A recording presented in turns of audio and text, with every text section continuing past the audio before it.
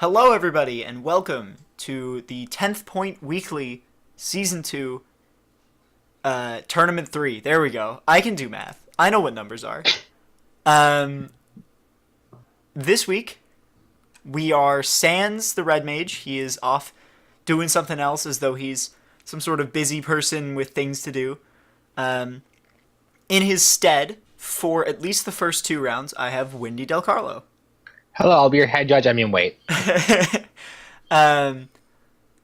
So, for those of you who do not know what the 10th Point Weekly is, we play Canadian Highlander here, which is a 100 card singleton format where both players start at 20 life with the vintage ban list for cards. So, none of the actual non-magic cards exist, but the broken cards are in. So, no Shahrazad, but yes on Yawgmoth's Yeah, you can't play 1994 World Champion. Yeah, unfortunately not.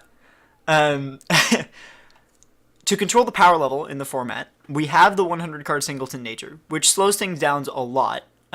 Turns out there are only one or two copies of most broken effects, and by the time you get to the 6th or 7th copy, things are getting pretty bad. It's Lava Spike. Yeah, so decks are pretty. They're around the speed of Modern, maybe a little slower nowadays because Modern's real fast. But to control the power level in the format, we also have a points list, which is managed by the Canadian Highlander Council. Certain incredibly powerful cards have a point value associated with them. And when you put a card in your deck with a point value in it, you add that number of points to the point total for your deck, and you can't go over 10 points.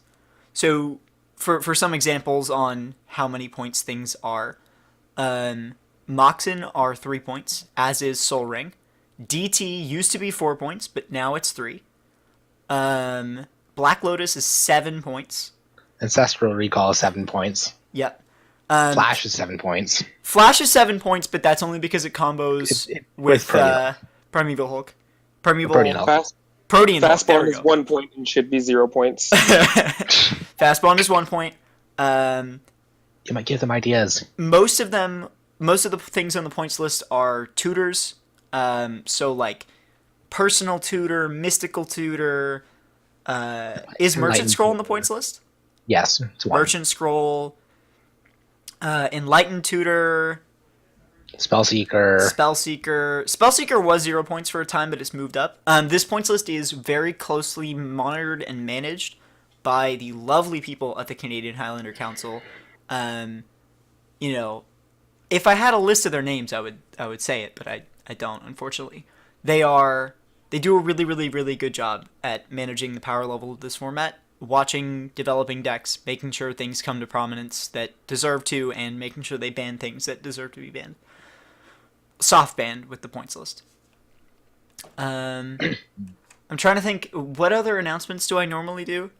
I don't really have a list. There we go. If you want to come and play in this tournament, this very tournament, you too can come and play. All you have to do is go to the Canadian Highlander Discord, and there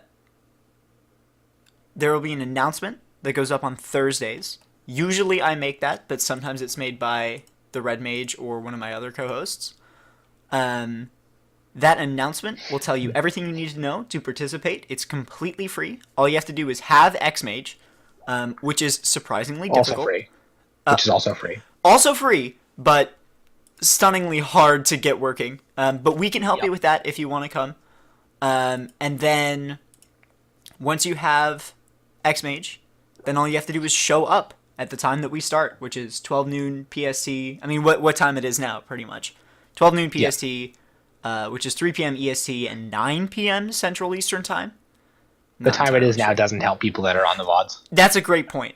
So to access the Canadian Highlander Discord, there will be a link in the description if you're watching this on a VOD. There should be a link in the description if you're watching this on Twitch, but we still have not gotten around to it because, I don't know. You can find that link also if you go to the Canadian Highlander Facebook page, which also has a ton of action on it. I'm not on there. I have no idea what it's like, but it's apparently very good. I think that's it for announcements. We were waiting on Eripmav to get everything onto Xmage, but it looks like he has everything working. Let me pull up our pairings, and then we can just turbo into the matches. We have some really exciting matches this time around. We got some really exciting decks. One of my favorite things about doing this tournament is that people brew some real garbage to bring to the deck. I mean, people brew some really, really, really spicy stuff to take here, and some of them turn out to be incredibly powerful. Like that time Eripmav took Mono Blue Tinkermorph, which really turned out to be Seinfeld, and then 3-0, 6-0'd the tournament. That was a memory. That was definitely a memory. I beat that deck. Did you beat that deck? It may not have been 6-0. It was in a different tournament. I ran it the next round tournament and I beat it. Yeah. Yeah. I mean, the tournament I won also was because of things like top decking back to basics into Tabernacle. So yeah. Yeah, that'd do it. Problem magic. The final thing that I wanted to mention right before we get into our games is that for this season, season 2 of the 10th Point Weekly, we are tracking overall participation in qualifier points and how well people do. And I just want to mention before we get into it, so far, Mr. Tulip is by far destroying this tournament. He has gotten the 3-0 out of the last tournament and the first one from this season, so we'll see if he can run it for the three-peat. I'm going to drop your pairings, and then you can separate out into your matches. And then we'll talk about matches and whatnot. So let's get you out of here. There are your pairings. Sayonara. Oh. Goodbye forever. Yeah, So Eripmav gets the bye. So am I going to be... You can hang out. What are you doing then? You can hang out and chat with us. You can go and Fantastic. eat a sandwich. You can, I don't know. What do The people do last when they time get you the said bye? that, I went and got a sandwich and you were confused. Instructions unclear. Whenever I get the bye in like paper tournaments, I usually just go and get a sandwich. I usually try and find someone who's playing a different format. So Neff and Brobeat, you'll just want to separate out into a channel. So you'll probably want to go to like control or aggro. As soon as you can. Just somewhere where you can't hear us. I cannot read. What do you? Broboat is an actual pun, and Oh yeah, it is.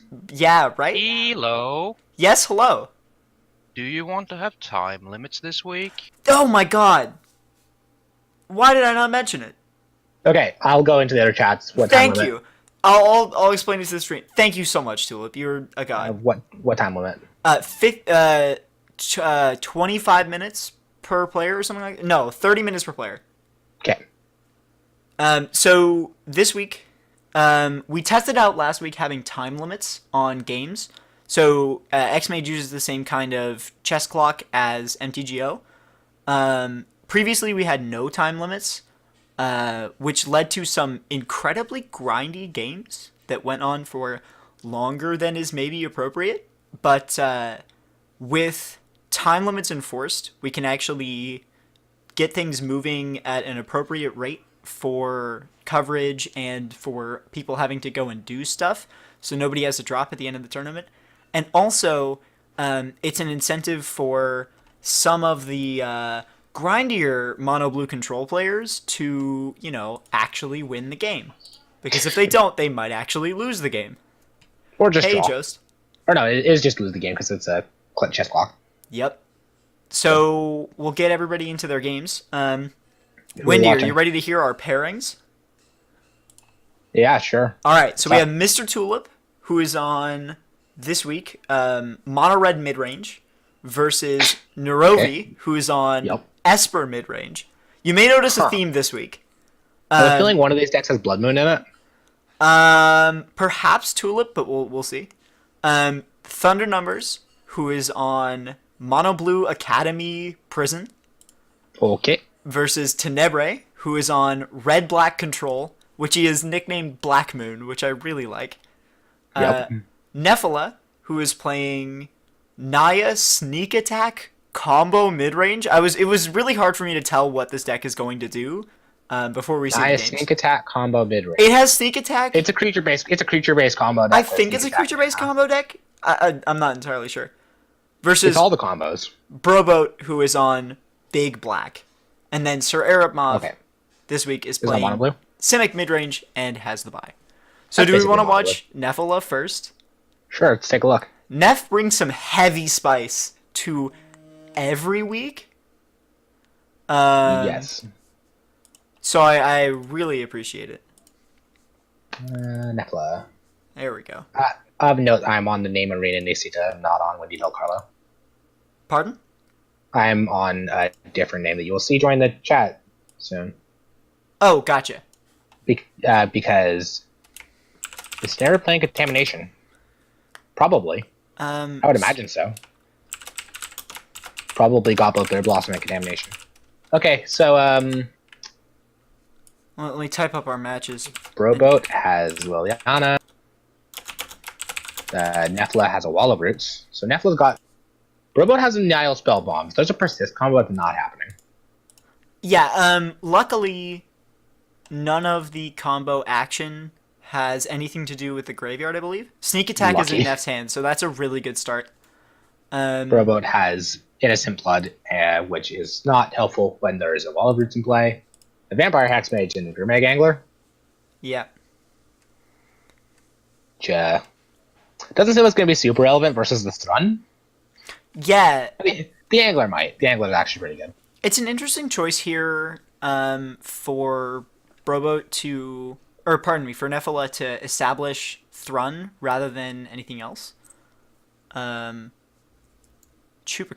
the draw for Broboat. Chupa That's really good. Do you just Chupa thingy the Wall of Roots? You don't have enough mana. You don't have land, you're right. Yeah, there's no land here. That's real What awkward. does this cost to break? 2.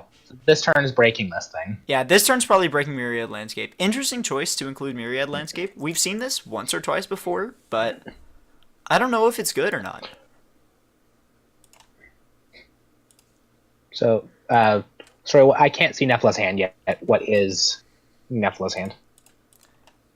Nephila has in hand Scavenging Ooze, Garruk Relentless, Sylvan Library, and Sneak Attack. Finding one more... And draws Survival. So we might actually see the combo kill here, because we've just nat drawn Survival Sneak Attack. So what Broboat is hoping is that Nephila doesn't cast a creature, and that Broboat draws a swamp. Yeah, that would be really nice. Because then you can Chupa thingy and then Innocent Blood this run. Yeah. Neff's in kind of an awkward spot here. This Field of Ruin is not generating colored mana. And the mountain isn't generating relevant colored mana. So we might just see Nephila establish Sylvan Library and Survival of the Fittest this turn. Which opens the way for Thrun to get eaten. Which is fine for Nephila, because like really what they're looking for is to establish a Sneak Attack. For those of you who don't know what Sneak Attack does, you can pay a single red on this enchantment to just like put a creature you control onto the battlefield. It gains haste, and then you sack it at the beginning of the next end step. So you search up some ridiculous big boy with Survival, and then put it onto the battlefield with Sneak Attack. So I found the issue. Yeah? I forgot to tell Nephila that I wasn't using my normal name. So Nephila's just like, who's this arena person that's trying to get my hand? Absolutely not. Get out of my way. Yeah. Thrun punches Liliana. Yeah, Thrun punches the Liliana. Liliana sticks around. This is an interesting spot. Liliana is preventing Wall of Roots from putting the last counter or 2 on or something like that. Yeah, it looks like. This card is normally very good, but against a deck that plays a lot of big nasty boys, probably not great. Does Broboat draw the swamp? No, Cletus. Kalitas, Traitor of Get. Which is similarly good against the graveyard combos, not versus anything else. Yeah, unfortunately not. We're probably going to see Shipping. the Chupacabra eat Wall of Roots anyway, just to keep Neff off Yeah, of mana. probably. Well, yeah. Yeah. But you still want to try and kill this Thrun. Yeah, This Thrun's still an issue. luckily for Brobot and quite unluckily for Nephila, this Field of Ruin is going to be almost entirely off the whole game Oh, yeah. unless Brobot plays something along the lines of Cabal Coffers. Which I Or- imagine so. Or the one from Dominaria, the new one. Cabal Stronghold? Yeah, I can see that scene play. I don't know what's going on with the stream. That was a question, as in I'm not certain if that's the correct name. Yeah, Cabal Stronghold's the right I think name. it's Cabal Stronghold. Costs 3, and then it generates mana equal to the number of Basic basic swamps. Nephila draws Knight of Autumn. That's Knight of uncastable. Yeah. Wow. Sylvan Library trigger. Presently, yeah, Sylvan Library. Draws Arid Mesa, that solves the problem. Yeah. So, are we going to see Neff pay 4 to hold on to this Huntmaster, or just put it back on top? Does this Huntmaster matter? Pays 4 life. Pays a life. No. Pays 4 life to keep the Huntmaster, yeah. But So, yeah, I see. so the reason that this Huntmaster matters is because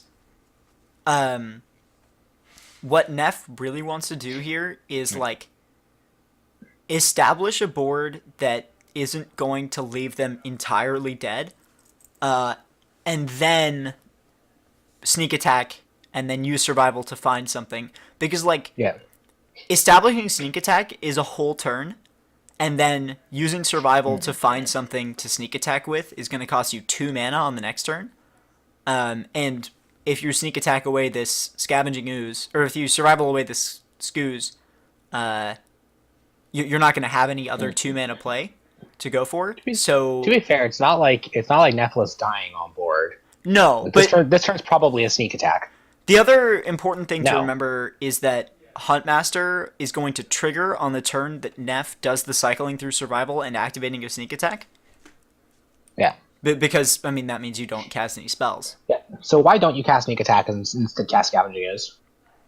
It's not like black. It's not like black can interact with an onboard sneak attack. I'm not entirely sure.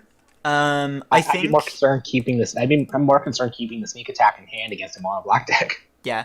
I think If it tosses you, you die.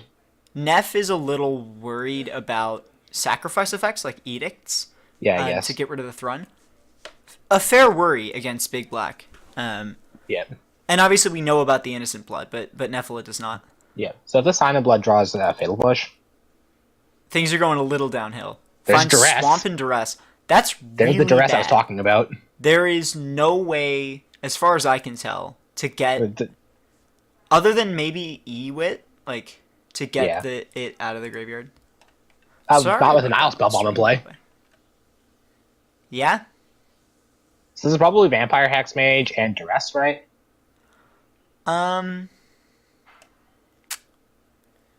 That's interesting. Neff has 3 mana now. Yeah. Or, pardon me, Brobot has 3 mana now. Yeah.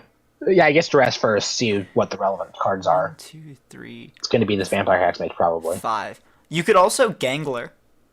No, Oh, you you could can't. put a Gunray Gangler. No.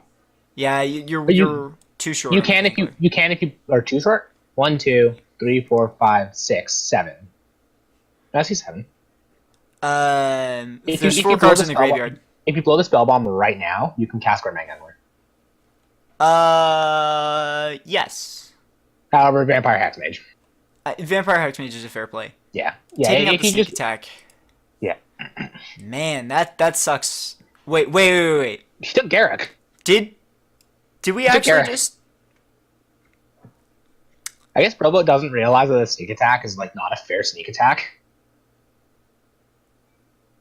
I don't entirely understand. Yeah, sneak attack's in hand still. Okay, so an interesting choice.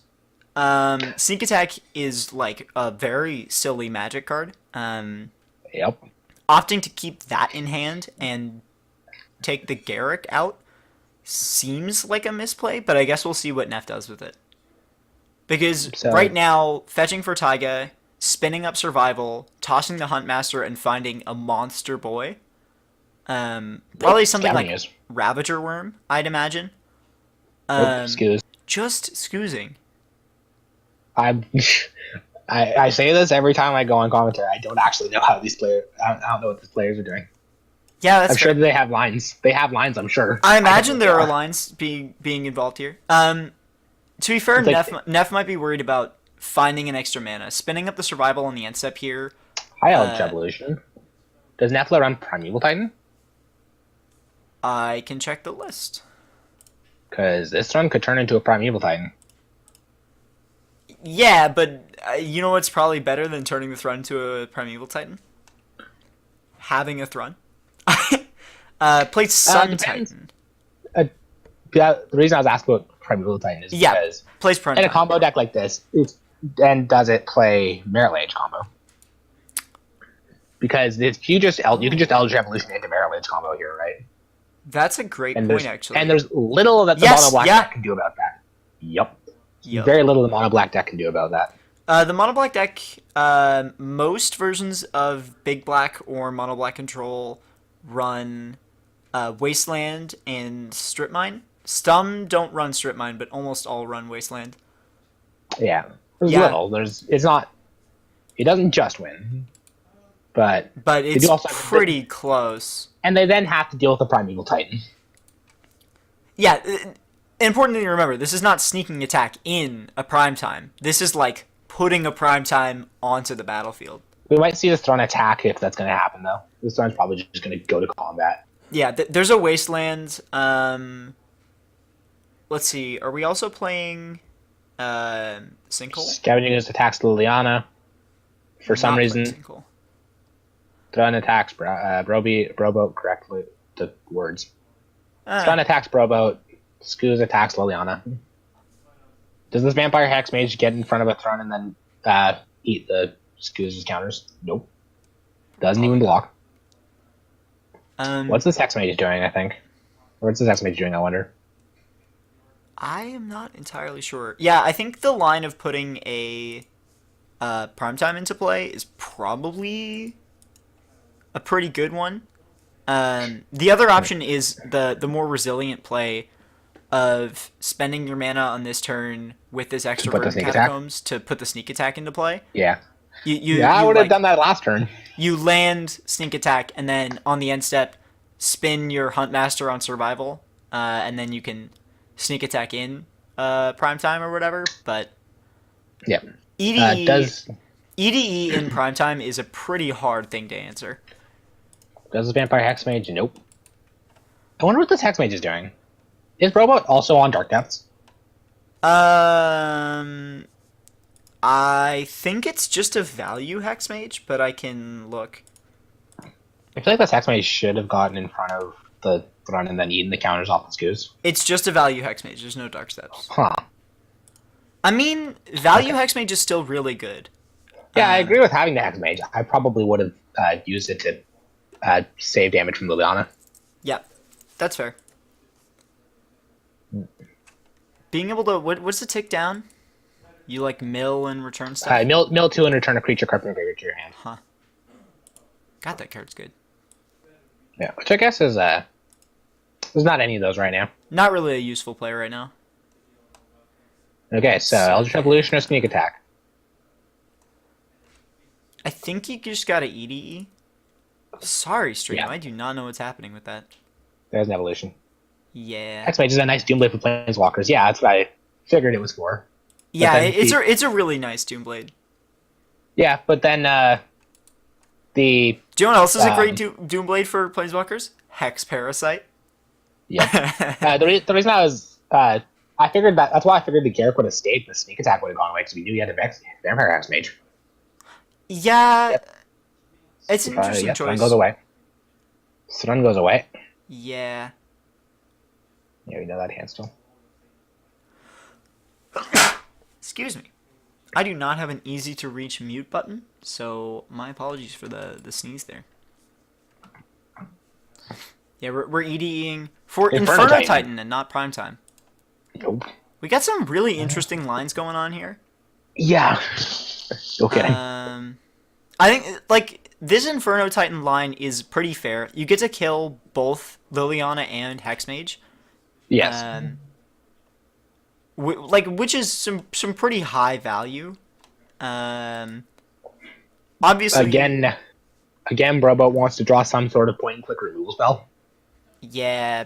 Broboat next So turn can establish Calidus Calidus and and then Innocent Blood.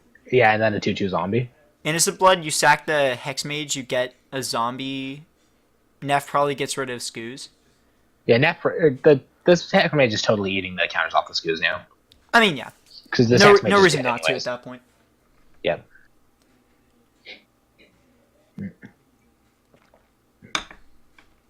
I think, so I played a tutor-heavy Abzan deck that was playing a couple of creature combos in a recent league on the Discord server. And I think, like, had Survival the Fittest in there, had Pod, whatever. I think it's important to remember sometimes when you're playing these, like, tutor-y, you know, get some stuff out of your deck things. Bargain's not really doing anything here. Nope. That, like, sometimes the best Blow line... spell bomb. So I think this is probably Calidus Gurmag Angler. If you're blowing spell bomb now. Or he's really trying to find, they're really trying to find. Yeah, okay. Draws a card. That's fair. Read the bones. That's not super helpful either. Yep. Sometimes it's important to remember that you can just win the game a lot of the time. Like usually if you establish a tutor and some amount of mana greater than 5, you can usually just win the game from there. Yeah, I think what happened with the hand attack earlier is that Brobo's like, you're a fair deck. What are you doing the sneak attack? Yeah. What even can Netflix get off of the survival for the sneak attack, though?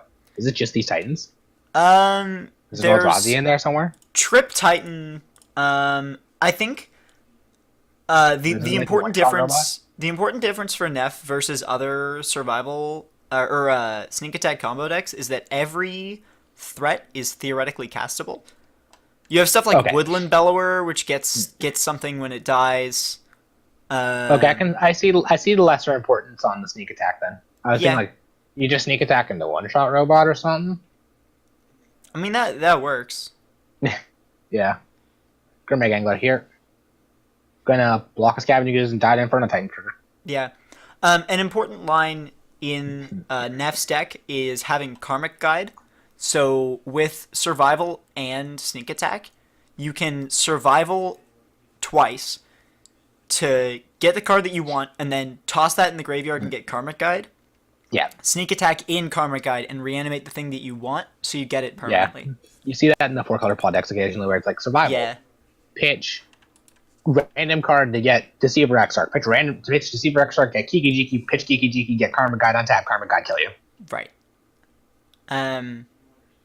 One of the really hard things about playing a deck like this is that, like, we from the outside, just like staring at the deck list, staring back at the games, we can very clearly see lines that go to kill. But when you're actually sitting in the seat playing the deck, it's much, much harder to see the lines. Yeah. The reason I don't play decks that require tutors. Yeah, right? Because it's like you need I will to focus on what I can draw and not what I need to draw. Right. You have to have a really intimate understanding of every way you can win the game immediately. And sometimes that just isn't a thing that people have. And that's like completely fair. With how much Netflix brews, I wouldn't be surprised if Netflix just forgot which creatures are in the deck. Yeah, no. Like an important thing to note for people who don't hang out on the Discord a lot, Nephila is our resident brew master. What's their name on Discord? Liege of Spice. I see. Neff continuously brews like really, really spicy decks. Not sure if I screwed this up yet. Nephila is there. Yeah. Making sure I've not screwed this up yet. I might have. If I did, I'm so sorry. Yeah. Finding Caracas is kind of useless here. Bop is a great draw because you can spin that up with Survival rather than Huntmaster. Yeah. And you kind of want to have a Huntmaster. Yep, I have opened the stream chat on my phone, so I should be able to see it faster. 6. So Nephil is up to 6 lands. So we can see Sneak Attack, Spin Up Survival, and activate Sneak Attack all in the same turn here. We have exactly enough mana for it. Yeah. Neff just needs to like put back Caracas, pay for life for Bop. Yeah, that's the line. And then from here there's a line to kill. Like if they block Inferno this line is hard to miss this time. Yeah, you go to You just put a Titan of any variety in play, attack, and point the Inferno Titan at the base. And that's 11 exactly. Yeah, so anything that requires a block is a kill here. Spins up survival. Yes. Yeah, anything larger than Inferno Titan is a kill here. Inferno Titan size is also a kill. Yeah. Kiki. I mean, that's an Inferno Titan. That is exactly Inferno Titan, yes. Can we just cast the Kiki here? Yeah, you just cast the Kiki. Why would they go for anything else? That's hilarious.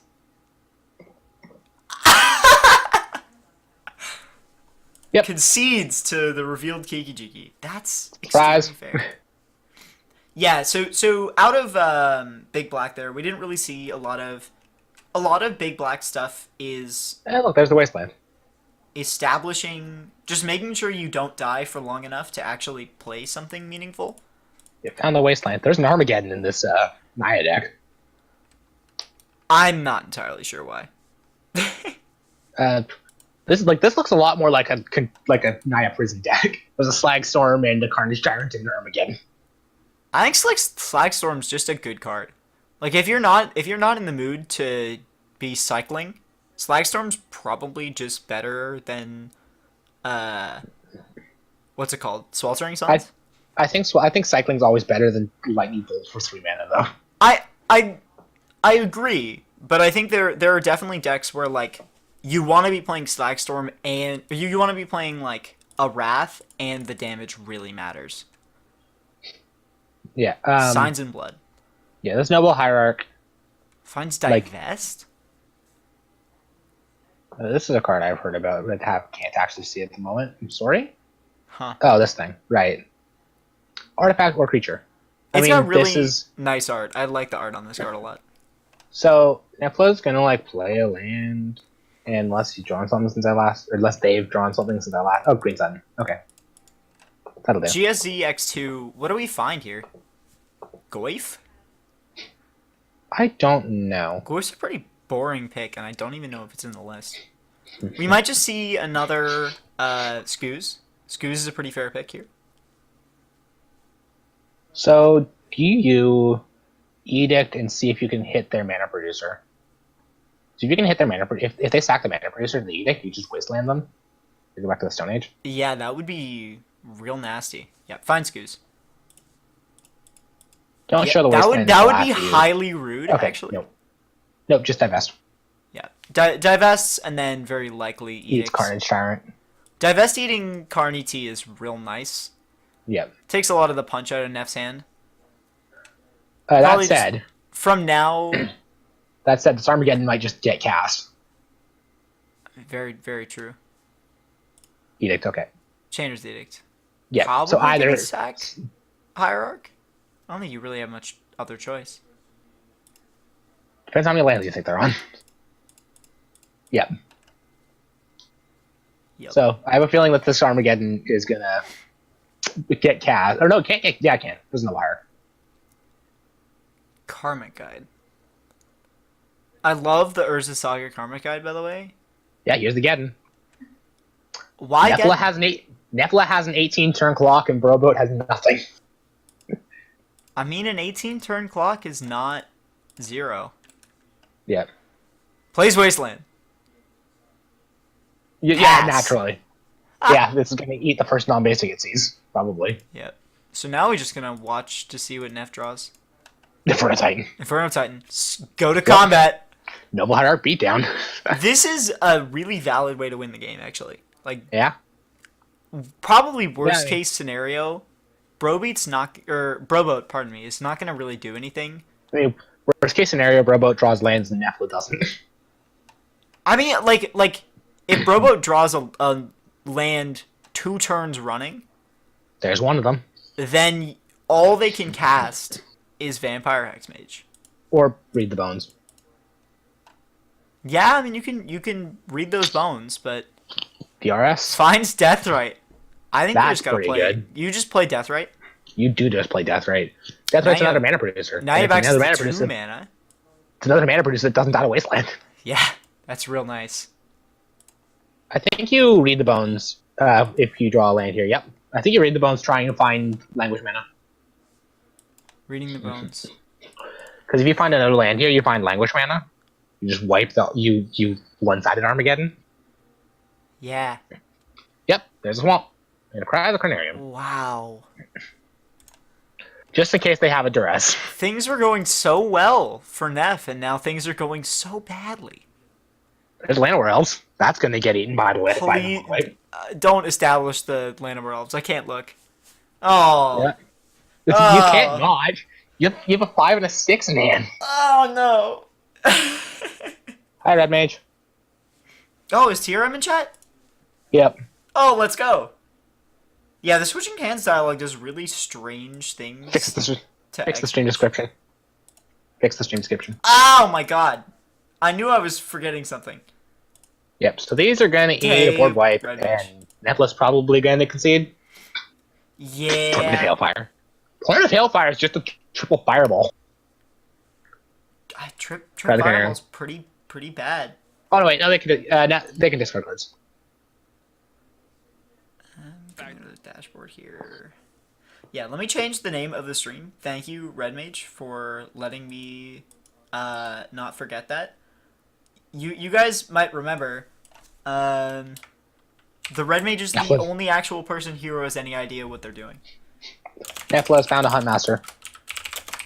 This Hunt Master is going to win the game in a million years. Nephilim says I might be dead. Robo says potentially. Oh, look, Urborg. Okay. Update So, information. Karn. It's not week 2, it's week 3. Update information. Karn make a token? There we go. Neff is super dead. Logged in. Well, wait from your lunch or wait for your lunch? I'm probably waiting. Probably wait for lunch, right? Lunch. Yeah. Yeah. Yeah. Tulip is making a great point that the changing hands dialogue super messes up chat. Oh yeah, I noticed. I should have mentioned that. Yeah. So I'm going to fix There's that after There's this a game. box. There's a box. For now, we're just gonna stay on Broboat's hand. Yeah. Um. Sure, I can hop over to Netflix. There's a box, by the way. Thank you. Yeah. That box is not actually accomplishing much here, not until next turn. No. Cabal Coffers is sweet. Nephilim has no creatures until turn 3. Might not even have that. Elidomri's cool. Yeah, this is probably getting a mana producer. Nope. Realizes it's an instant passes, pretending to hold up counter magic. There is Mana Tithe. Yeah, Robo is holding... What the fuck? Chains of Mephistopheles? Ugh.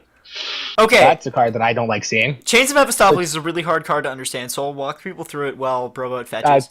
Quickly, Chains of Mephistopheles is probably not going on the stack, not with the Phyrexian Arena in hand. No, I imagine not. But essentially what Chains of Mephistopheles says is that if a player would draw a card except for the first one, he or she draws in their draw step, except for the one they draw in their draw step each turn, they discard a card instead.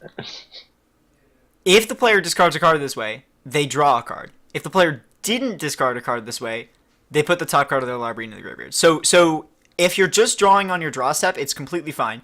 If you're drawing an additional card each turn, what Chain says is that instead of drawing that additional card, you rummage away the card that's already in your hand. So, of note, this Jamoka's command cannot kill this Phyrexian Arena right now. Is there a neither has... Yes, right. Nephilim's holding Batterskull, Thrun, Jite, Knight of Autumn, Jamoka's command. Wow. But this Jamoka's command can't get the Phyrexian Arena because it needs a target instant sorcery or a target creature or 2 target creatures. That's hilarious. Huh. Anyway, the 2 important things to note with chains is that They're rolling back to fix a turn. misclick. Rolling back to fix a misclick, yeah. Yeah. Looks like accidentally failed to find. Yeah, we're just gonna see the same turn go around here. Like the addition of the in the booth thing on the overlay. Thank you. Yeah. Chains here. The important thing to note about Chains of Mephistopheles is that if your opponent has a draw engine and you chains, their draw engine just becomes like putting an extra card into their graveyard. If they respond to their second draw, Chains has like an out for if they respond to the trigger by casting the card in their hand. They mill a card instead. So Chains just locks people into only ever drawing 1 card each turn. Sayonara, Red Mage. See ya. It also has a combo with Hammer of Bogarden. Goodbye forever. Or Anvil of Bogarden. And Anvil of Bogarden, where Anvil of Bogarden makes you draw a card and discard a card, which means you draw a card and discard a card and discard a card. Yeah. So on your upkeep, you draw a card and player. So Anvil is it's in your draw step, I believe. 2 CMC artifact. At the beginning of each player's draw step, that player draws an additional card, then discards a card.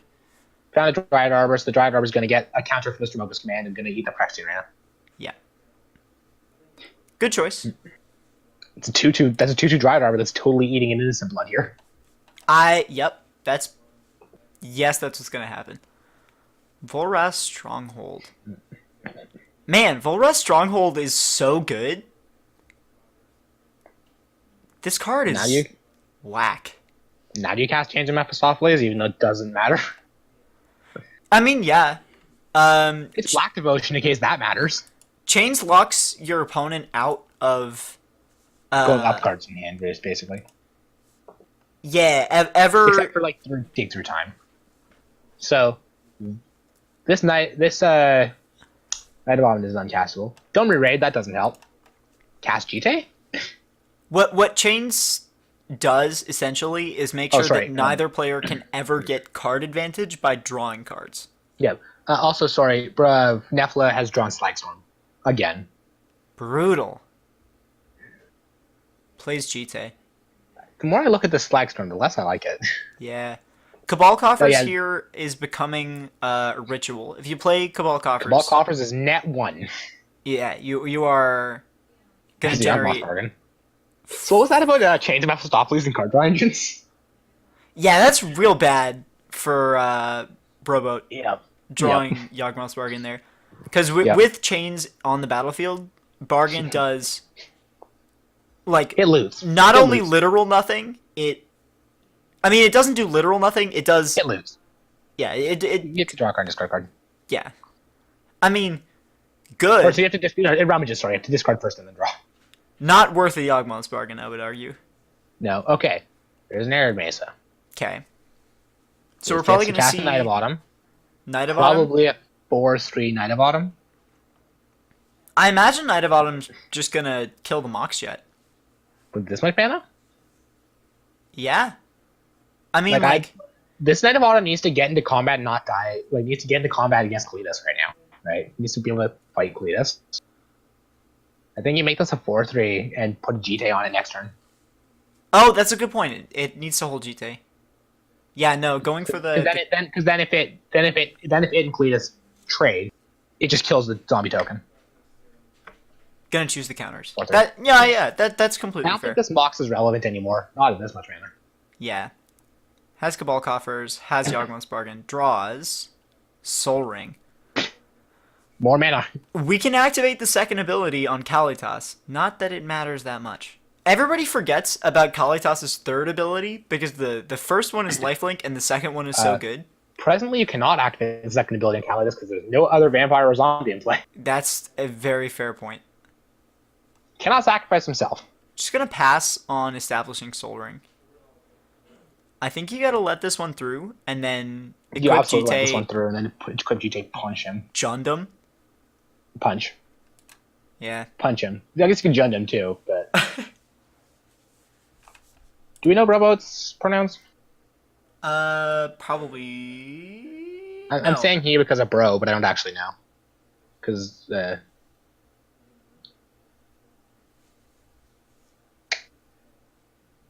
Nefla has drawn Verdant Catacombs.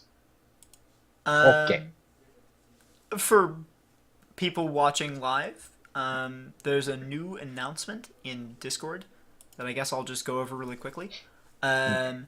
Quickly, this Thrun's probably getting cast here. Yeah. Because this Thrun blocks Kalidas.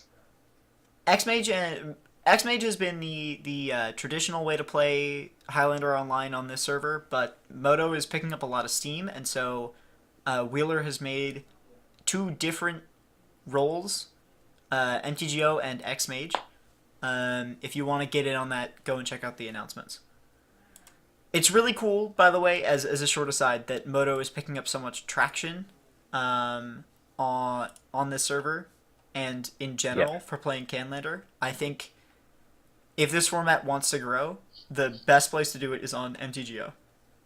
I didn't mean for that to rhyme. That was an accident. Yeah. Not a punches for 4. Yeah. Interesting choice not to equip the GT. Why did I... One of the Thrun in play. Yeah. Thrun blocks Kalidas. Like, actually. Thrun does actually block Kalidas. Phyrexian Obliterator, hello. Hi. That's You're a good card. sick nasty. This can get cast because of Cobalt Copper, or because of Moxie as well. A new? Obliterator... Gonna yeah, Cobalt you're just Coffers. gonna activate the Cobalt Coffers. Obliterator is real nasty. That's some big game. That's some So, does huge... Nephilim have a way to kill this Obliterator without losing their entire board state? Path and Cool. Swords. Path and Swords? No Council Judgment? Very likely Path and Swords. Perhaps Council's Judgment. Let me... I imagine Neff would not make a white deck without Path and Swords, but I'll see. I would imagine so. Swords, yes. Path, yes. No Council's Judgment. Cast Soul Ring. Yep. Because why not? Obliterator is a very, very, very good card. So I think the thing you do is you put a GT on a Thrun and try and get GT up to 5 counters. I mean, you just block with Obliterator, right? Karmic Guide. That doesn't help much. Well, no. If the Obliterator can't attack, then you're fine. You figure out how to win the game from there. Domri. That's fair. Yeah, I think that the way you try and kill this Obliterator and not die to it is by putting a GT and trying to punch with it. If the Obliterator is not going to attack, you have all the time in the world to figure out what you're doing. Okay, yeah, but if you equip GT, punch, and Broboat blocks his Obliterator, you have to sacrifice 4 permanents. If the Obliterator doesn't attack, you don't attack with your creature. Oh, next turn. Yeah. Yeah, you just equip your GT and block a Cletus, or don't block a Phyrexian Obliterator, and then just punch them back. A Cletus got eaten by Thrun. Yeah, in terms of a fight from Dominarid. Yep. Fair. This is now fine because the Phyrexian Obliterator can't race 8 power worth of creatures. 1, 2, 3. Not with a GT involved. Not with the GT involved, yes. Brobo has a choice to make. You can activate Volra's Stronghold and get back Yeah. Kalitas. Yeah. Just cast him again. He's a traitor of Get, dude. It's gonna What are you supposed to do? Brobo's entire turn doing that, though. Gives Nephilim some time to figure out what they're doing. We agreed this was game 3, right? That's right. This is Soul Ring. Game. The Armageddon game already ended, right? Yes. Yeah. Right.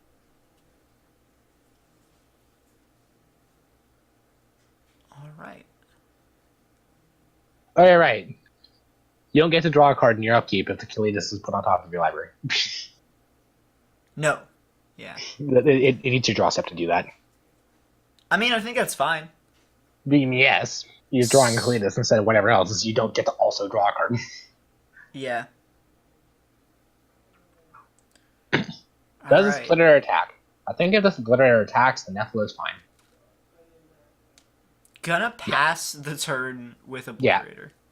Yeah. Huh. I do agree that Broboat needs to find some other action, like a kill spell or something, to go Yeah. along with this Obliterator. What Broboat needs is a fight effect. Unfortunately, Black's not well known for those. Yeah. Gonna flip the top of Domri. Do we see anything? Looks like nope. Brutal. I mean, it means it could be a path. Could be Path.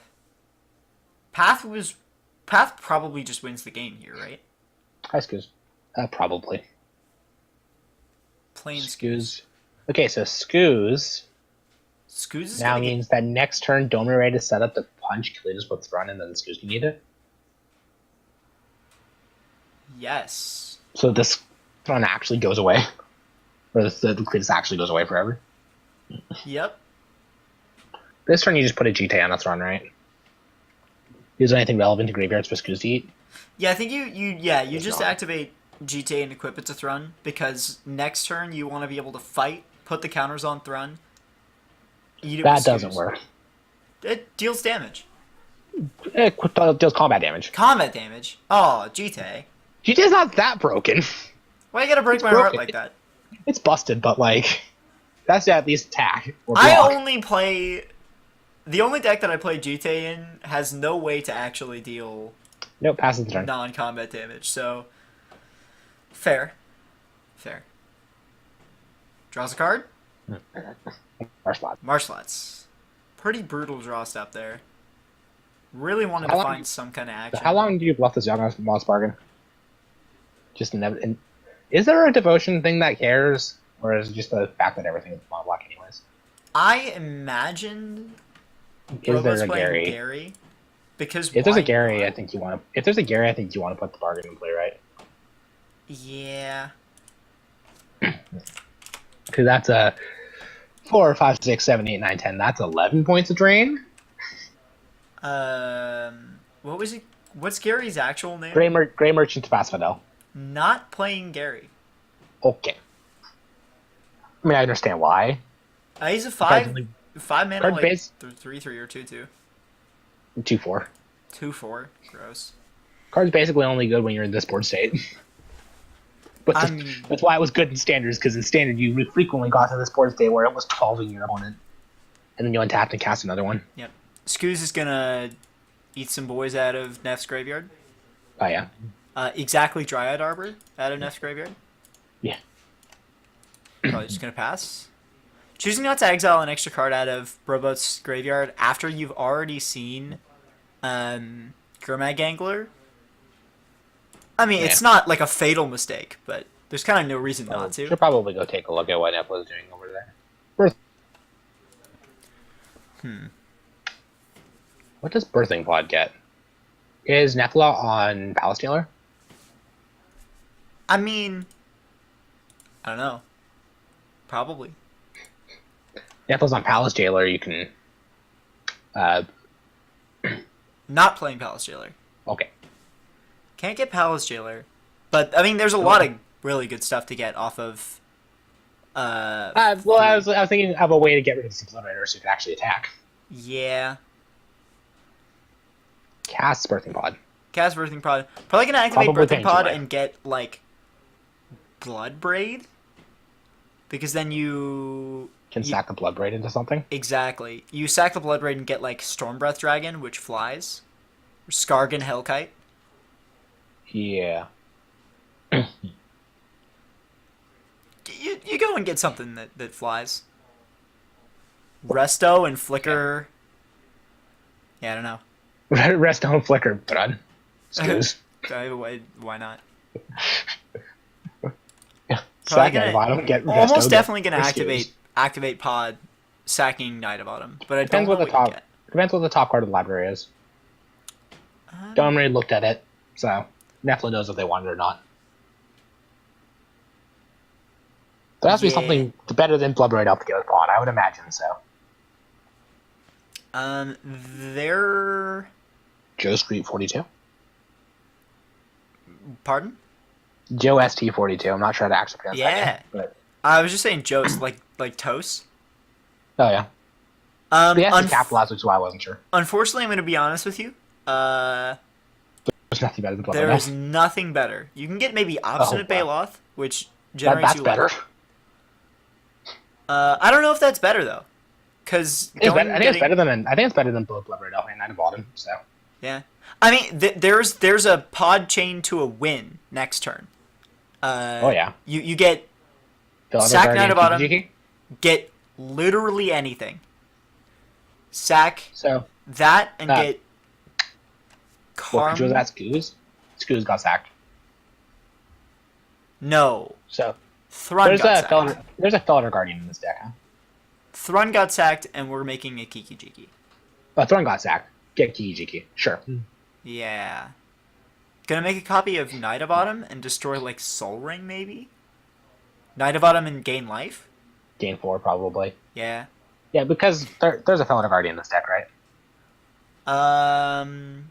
There must be. Nope. Karmic No. Guide, though. There's a Resto Angel. You said that already. Yes, there's Resto. You can sack Knight of Autumn into Resto Angel. Yeah. I think Okay. a more resilient line is sacking Knight of Autumn to go and get a 5 or a 4, then sacking that for Kiki Jiki. But it really doesn't matter that much.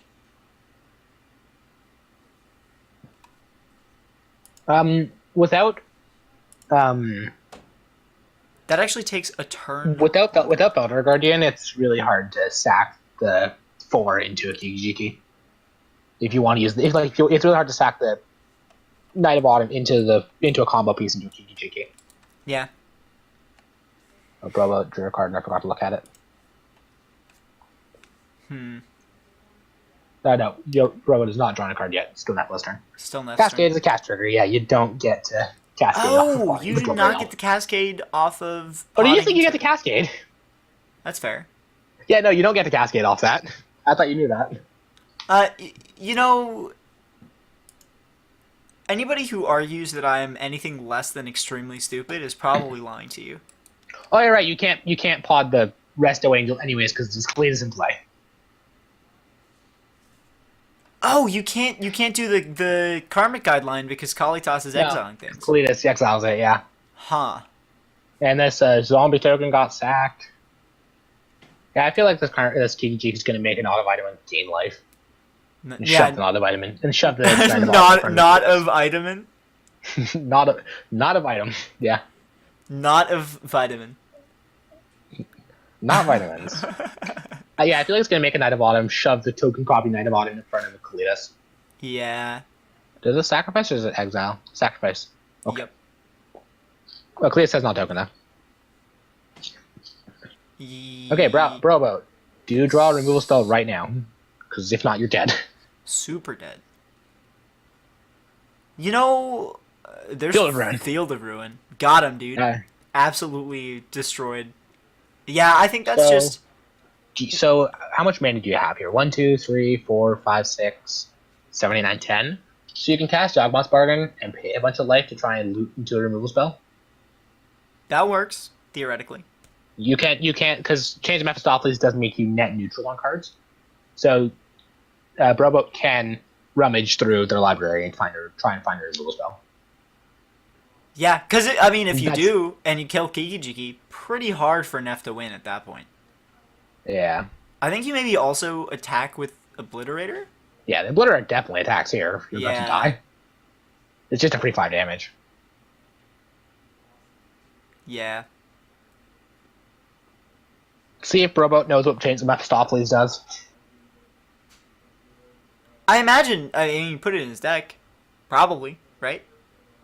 Yeah, but you might be like, change the Mephistopheles locks my card draw on, locks out card draw, but it doesn't. Yeah, it Just just makes makes it you card bad. neutral. Yeah, it just makes it bad. You definitely don't play the Field of Ruin if you're about to do that, though, because then you just start milling.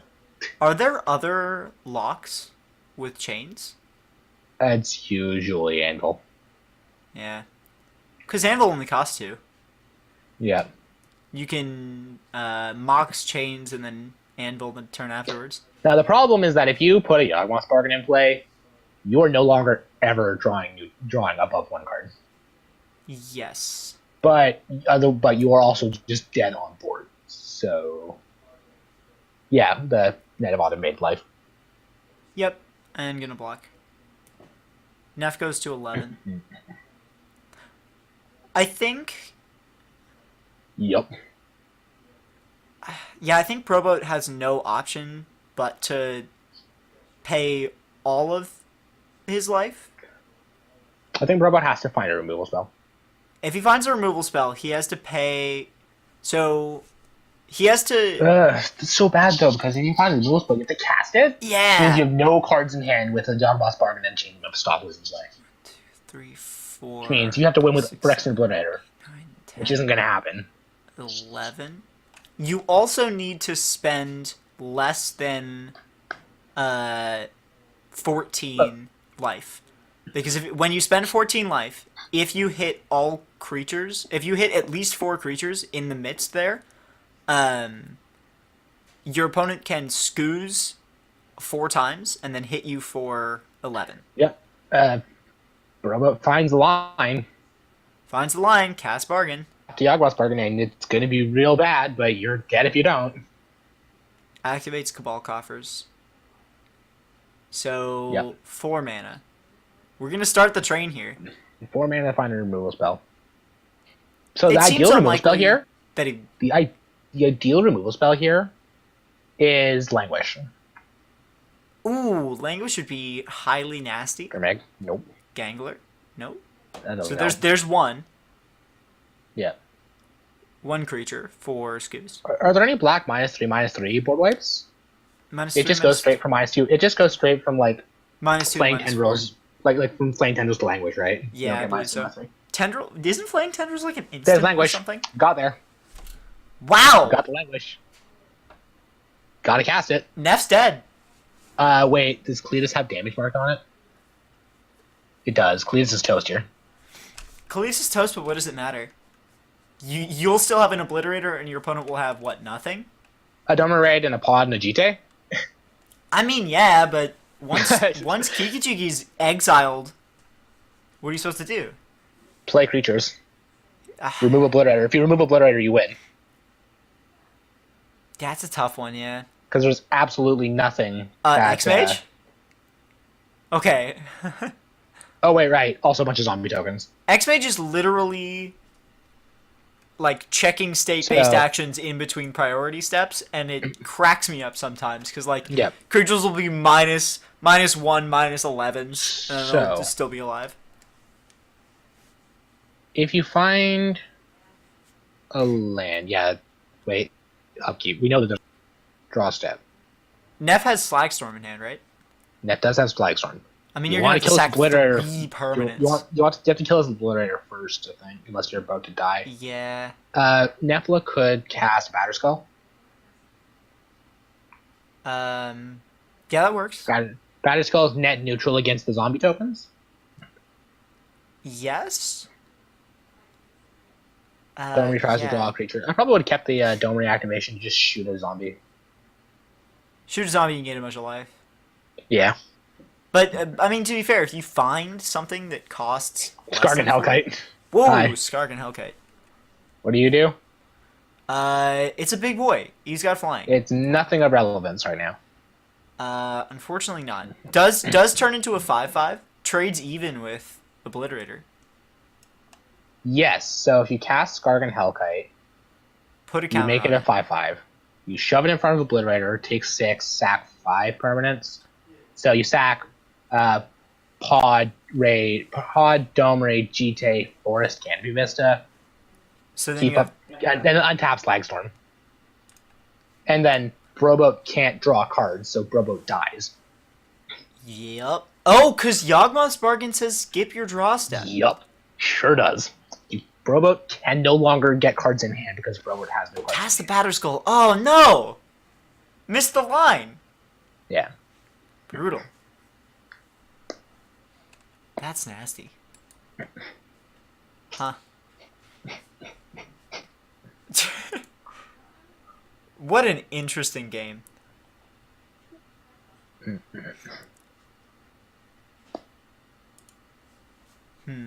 Yeah. Batters the Skull here. Batterskull is a 4/4. Wait, does Broboat have a Chainer's Edict in graveyard? Or was that the last game? That was last game. Yeah.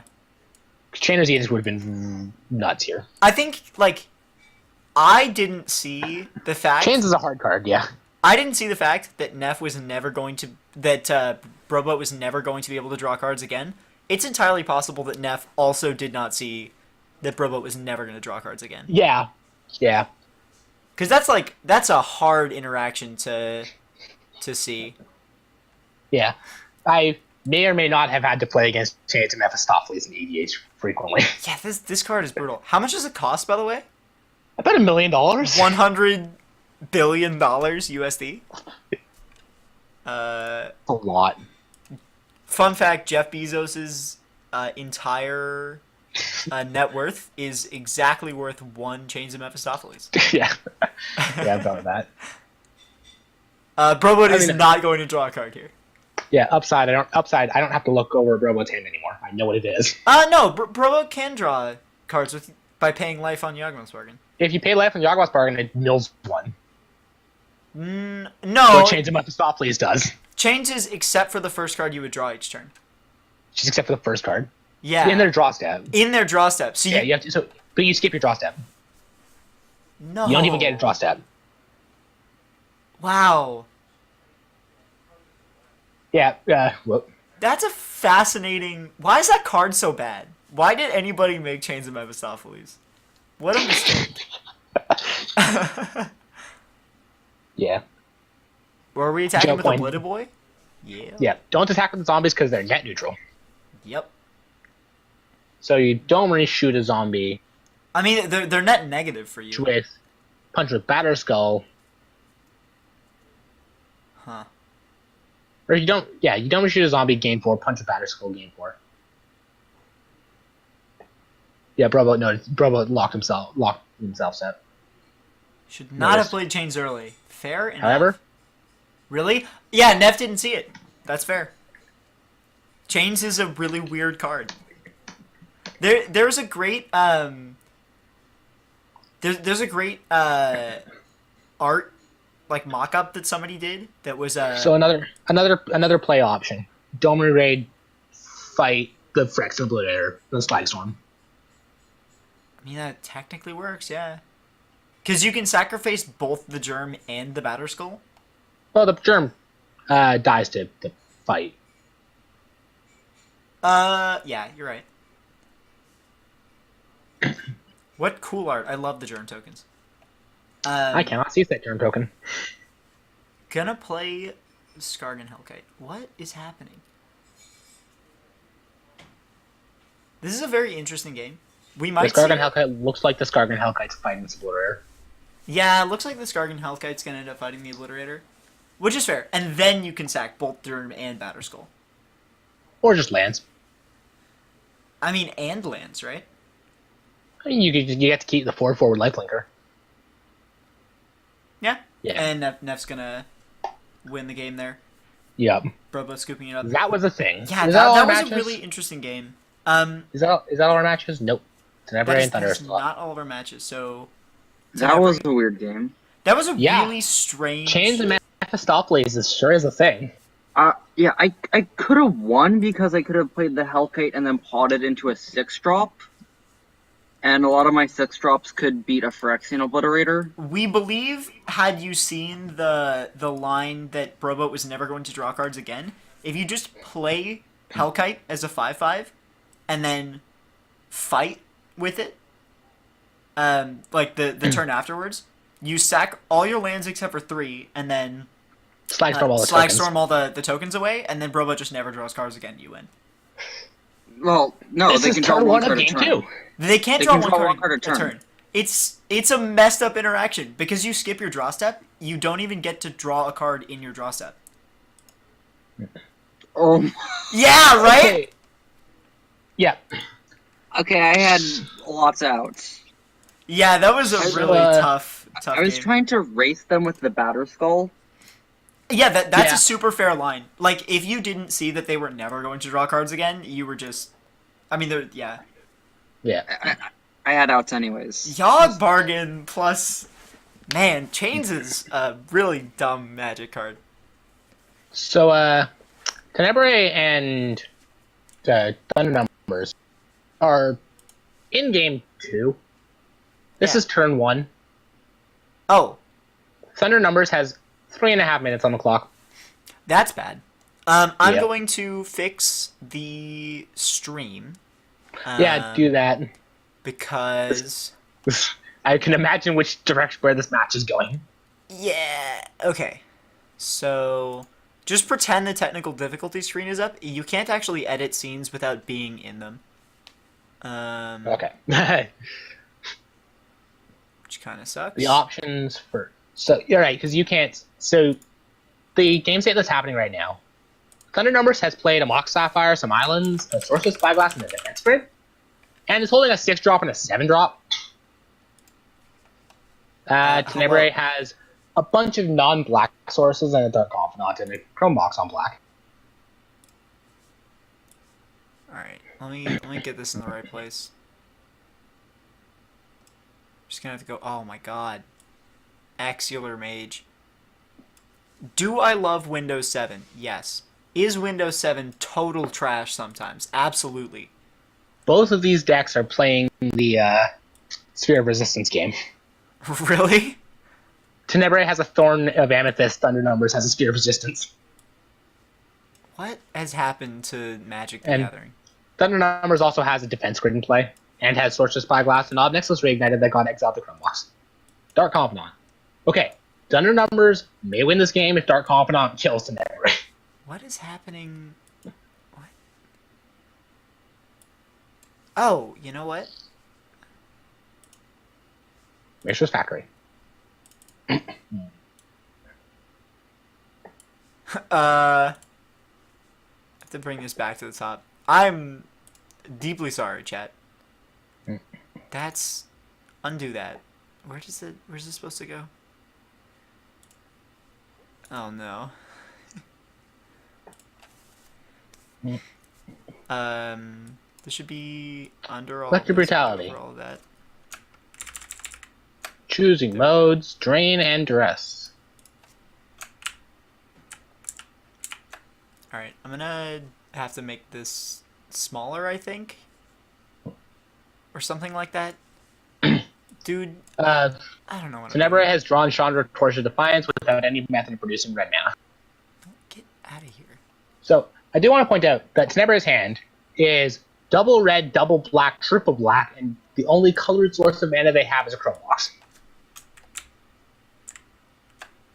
Am I bad at this game?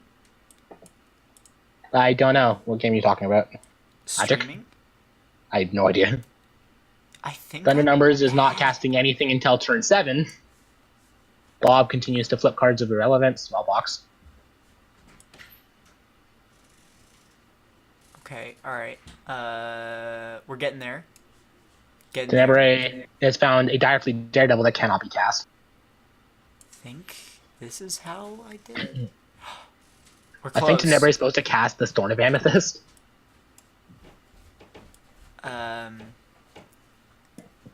Why am I bad at streaming? What happened? Chains is a hard card to understand. Yes. What? James is a very hard card. I think I have to shift this over and then shift my literal window this way. Okay. As Thunder Numbers drawn a card of relevance. Sensei Divine Top. There Okay. we go. Okay. Alright. We're good. Everything's Cool. fine. The stream is back! I'm so sorry.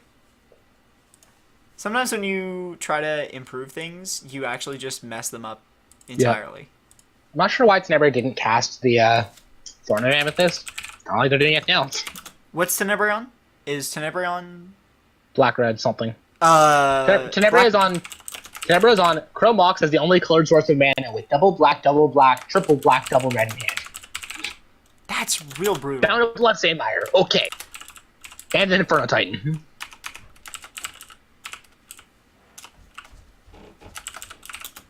So, small box? Yeah, I guess. Okay. Smallpox, Sack, Get Field, or no, Smallpox, this- East Star Confidant. You don't want that, you want to kill them. Okay. Factory. I think I'm back on the cast Thorn of Amethyst plan. Thorn of Amethyst is the Thalia effect, correct? Yes. Yeah. Thunder Numbers is holding a 6-drop and a 7-drop with a Spirit Resistance in place, and neither of those are getting cast anytime soon. Dude, why is... Sphere of Resistance is a weird card to understand. Like, why is it ever good for you, but also, why would it ever be bad for you? Yeah, I mean, Vintage Shop shows why it's good for you. I guess, yeah. I think you just... If Tenebrae had one in play, it'd be good for them too. Fetch... Because they're not casting spells. Fetch, play Thorn? Cast Direfleet, Daredevil, or cast Thorn of Amethyst. Yeah, What's under this Chrome Box? Obnix Illustrated Ignited. The thing that got named. The thing that got named by Sorcerer Spyglass, basically. Yep. And Numbers Tenebra concede. wins? Oh, because Yep. you get to swing in with Mishra's Factory and Confidant every turn. Yep. Me too. I am... That was a strange game. Alright. There was game 2. Alright, so that was game 2? Yes. Oh, no. No, that was game 2. No, that was game 2. They Nope, just that was finished game the match. 2. Oh, the match just ended because time ran out? Oh. No, I scooped. assume Thunder Numbers lost. Oh, The scoop the match. So, what's the... Yeah, Tenebra 1-2-0. Gotcha. Okay. Fun games, for sure. Pair round 2. All right, let me type up the pairings. Wendy, chat up our players, and we'll while I type. Chat up our players. Wait, Right. Tenebrae, you thought the first game was fun? That was like Look, 45 you don't minutes. build a deck like I've built if you don't. Alright, fair enough. That second game was real strange when I'm looking at a hand that's a 6-drop, a 7-drop with a Spear of Resistance and play and only 5 mana. So that's never getting cast. And a Chrome Mox, double red, double black, triple black. But none of this is getting cast ever. Out of curiosity, when you... Never mind. Source of Spyglass says that aren't mana abilities, doesn't it? Yeah. Yeah, that'd be why. I was like, why didn't you name the Chrome Mox? But it's not a Phyrexian Revoker, it's a Source of Spyglass.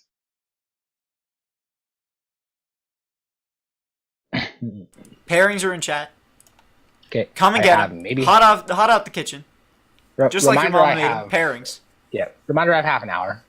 Yep. So Wendy will be dropping out before the end of this. There was a reason he is not able to actually play in the tournament, and that is obligations at 2 p.m., I believe.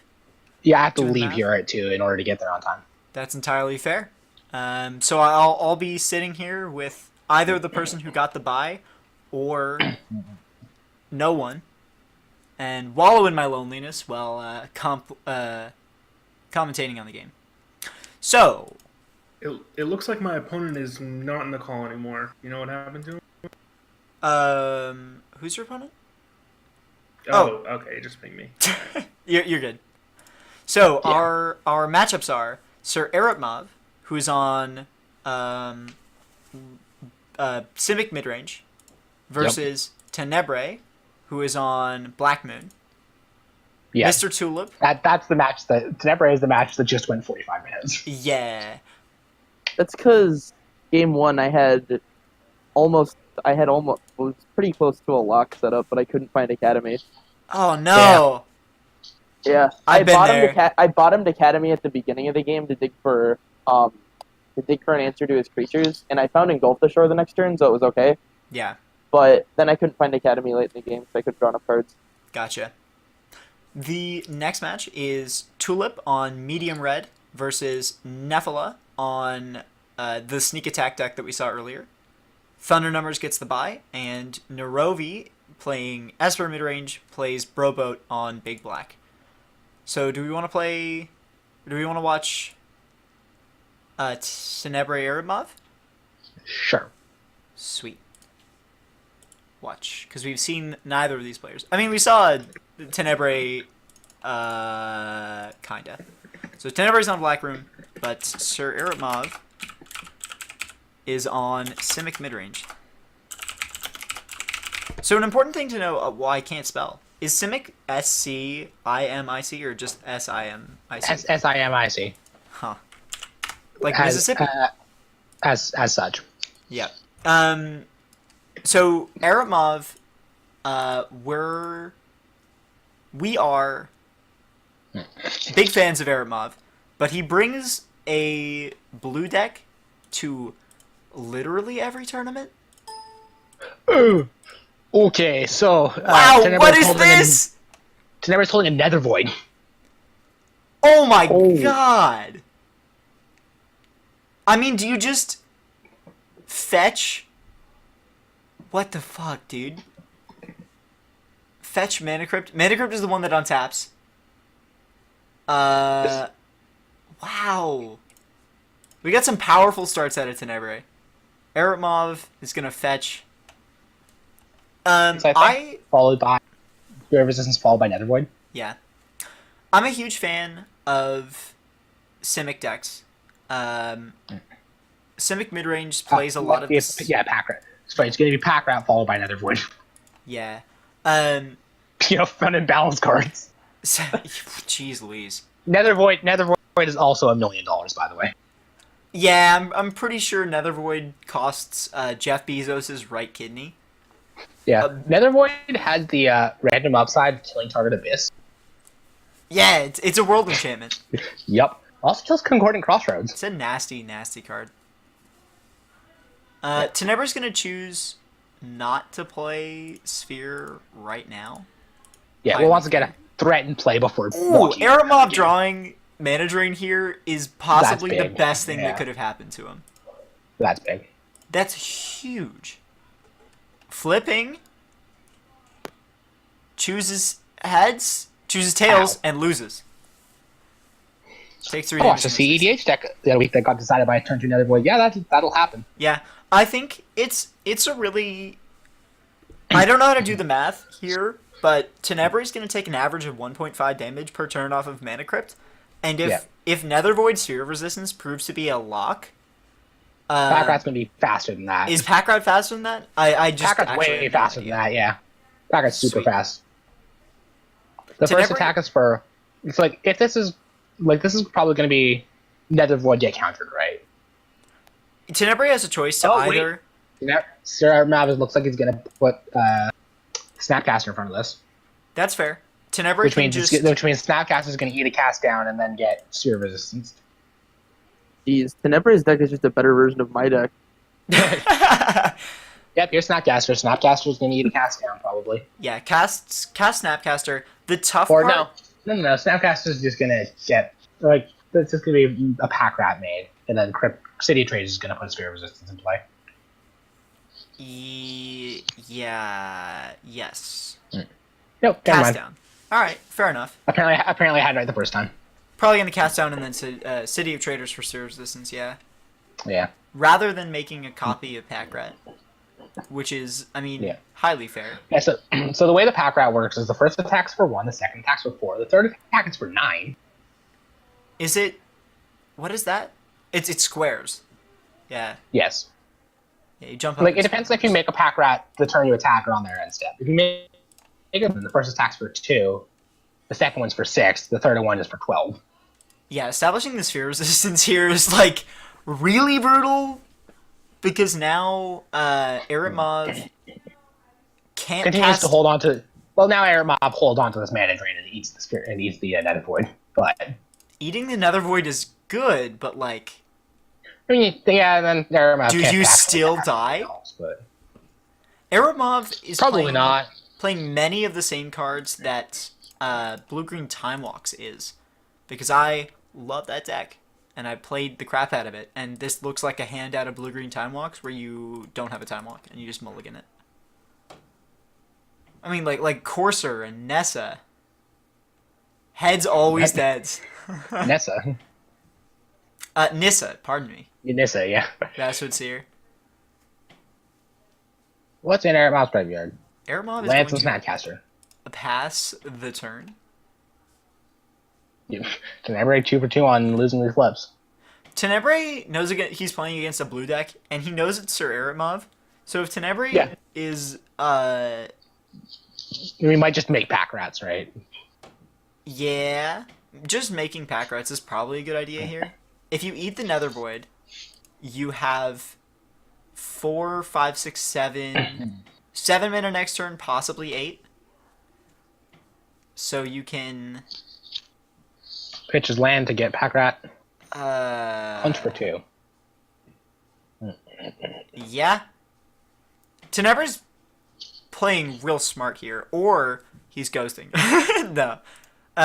Tenebrae's playing this really smart. He knows Sir Eripmav likes to play control decks and otherwise blue decks, so choosing to just not establish this Nether Void into a potential counterspell is a good choice. And you are just going to kill them with Pack Rat real soon. Yeah, pack rat's pretty quick. Yeah. I imagine Tenebrae gonna choose heads on this one.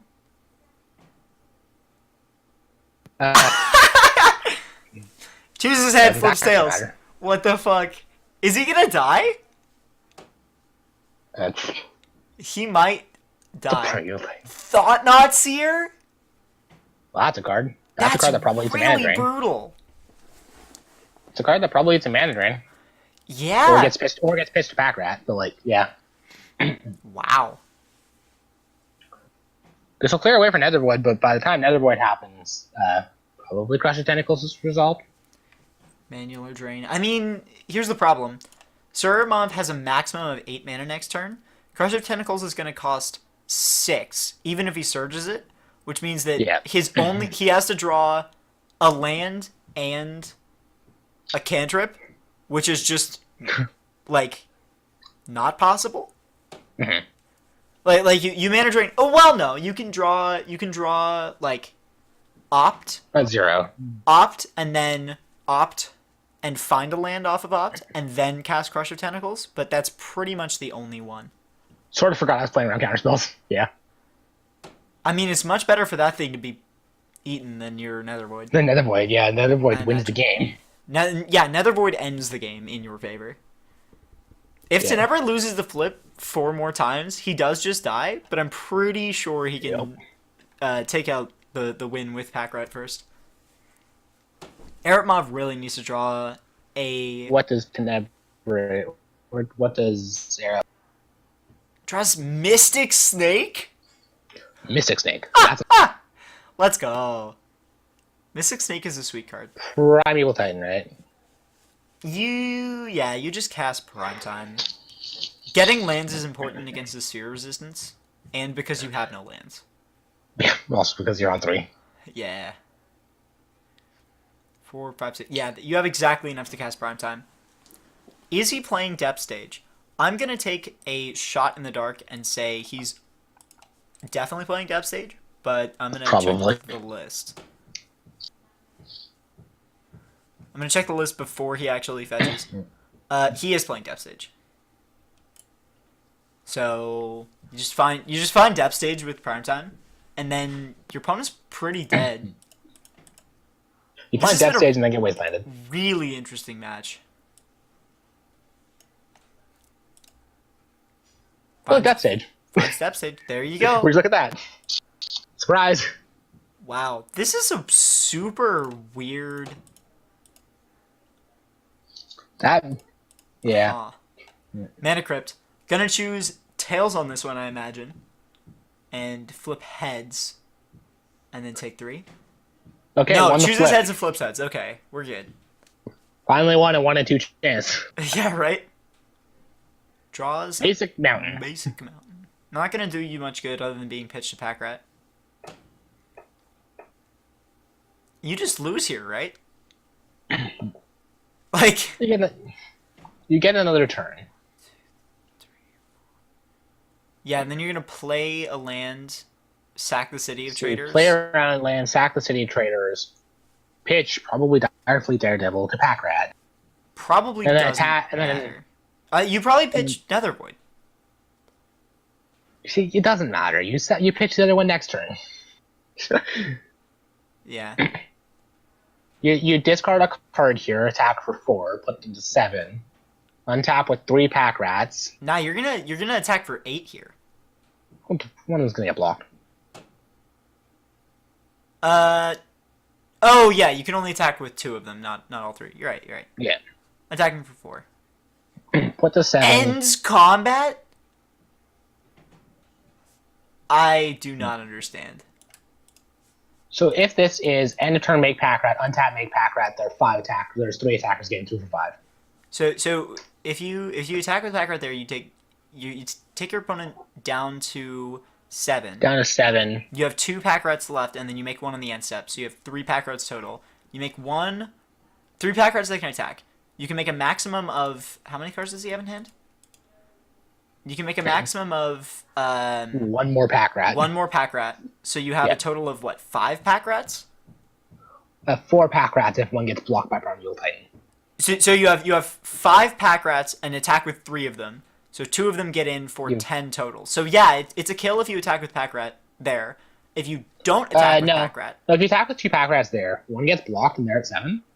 So then you only have 4 Pack Rats, and 2 of them get blocked, and only one gets through for 4. only one gets through for 5. But if the line here, this makes 3 Pack Rats or 4 Pack Rats that can attack for 5 each. Yes. So you just die. Yes. If you don't find like Bolt or something, which, I mean, inevitably Tenebra's playing. Bolt. Bolt's not good enough. Drain Life. Remember that mana is a thing. Yeah. Finding Yep. a These rats be packing.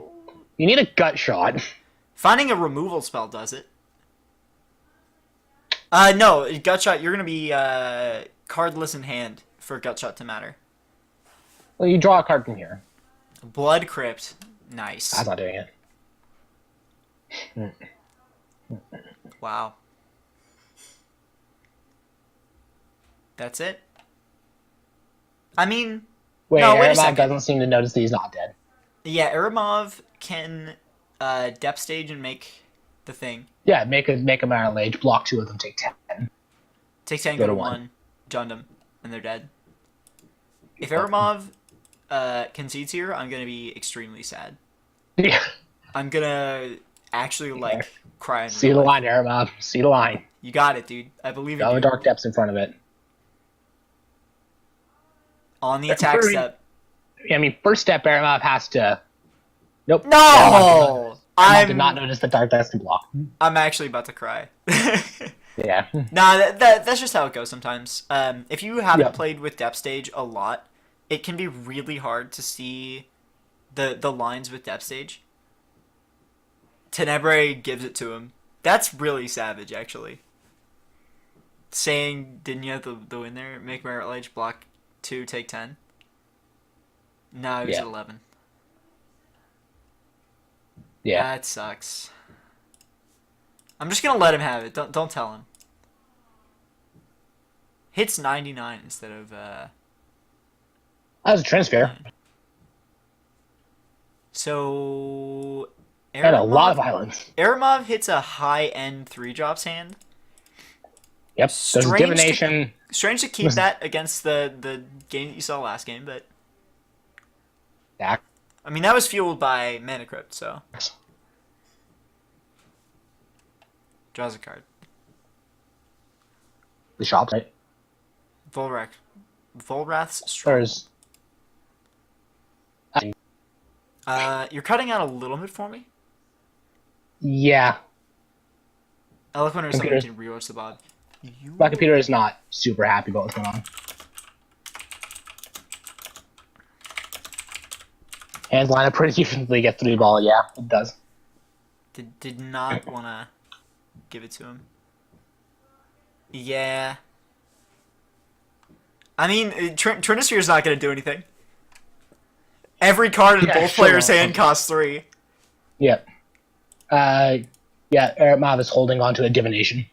And a Revealing Cleek, and Eternal Witness. Muldrifter's kind of nuts. This card is I'm assuming Muldrifter's not getting cast for 5 this game, though. I'm assuming it's a Divination. Do you know what's really good in Mental Magic? Muldrifter. Thoughtseize? Thoughtseize? Nah. Thoughtseize is mental magic. It depends what variant you're playing. Thoughtseize is good in mental magic. Yeah. I'm trying to make your opponent name their hand. Or, Draws? I guess actually it's like Slaughter Games. Slaughter Games is like Extirpate, Surgical Extraction. What are those cards? Those are just mean picks. I mean, Duress has no hits. I know. That's hilarious. Poor Duress. So, I mean, Eripmav's going to be able to establish one of his 3 cards in hand. Yep. Probably going to drift with the Mull and then Eternal Witness it back. I don't know, we'll Probably. see. Tenebrae opting to not play Bloodghast this turn and instead Duress is super fair. You want to make sure that your opponent doesn't have a way to kill your things and or counter your stuff. Plays Bot Sanctum. Might just pass in V-Click. Also super fair. Yeah. See if Eripmav has a stop set and draw step. Ophiamancer and Goblin Rabblemaster are both very good. Rabblemaster's a little better. This click happened upkeep, by the way.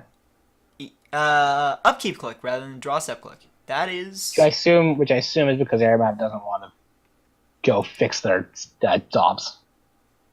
Because fixing stops... Boring. Fixing stops is a pain. Yeah. Ophiamancer is a really nice EDH card, yeah. Yeah. If this V-Click spins around Ophiamancer, then which it does. Playing this Rabblemaster probably just wins the game. Eripmav, we know, has no way to actually kill the Rabblemaster. And like, you can't cast... I want to walk into days. Eternal Witness is a 2-1. You can't cast Muldrifter. Yeah, does Tenebrae want to walk into days? Yes. Yeah. I mean, why wouldn't you, right? The Eripmav's hand consists of island. Yeah. Plays Muldrifter, Eternal Plays Witness. Goblin Rabblemaster. Can establish Thorn of the Black Rose the next turn.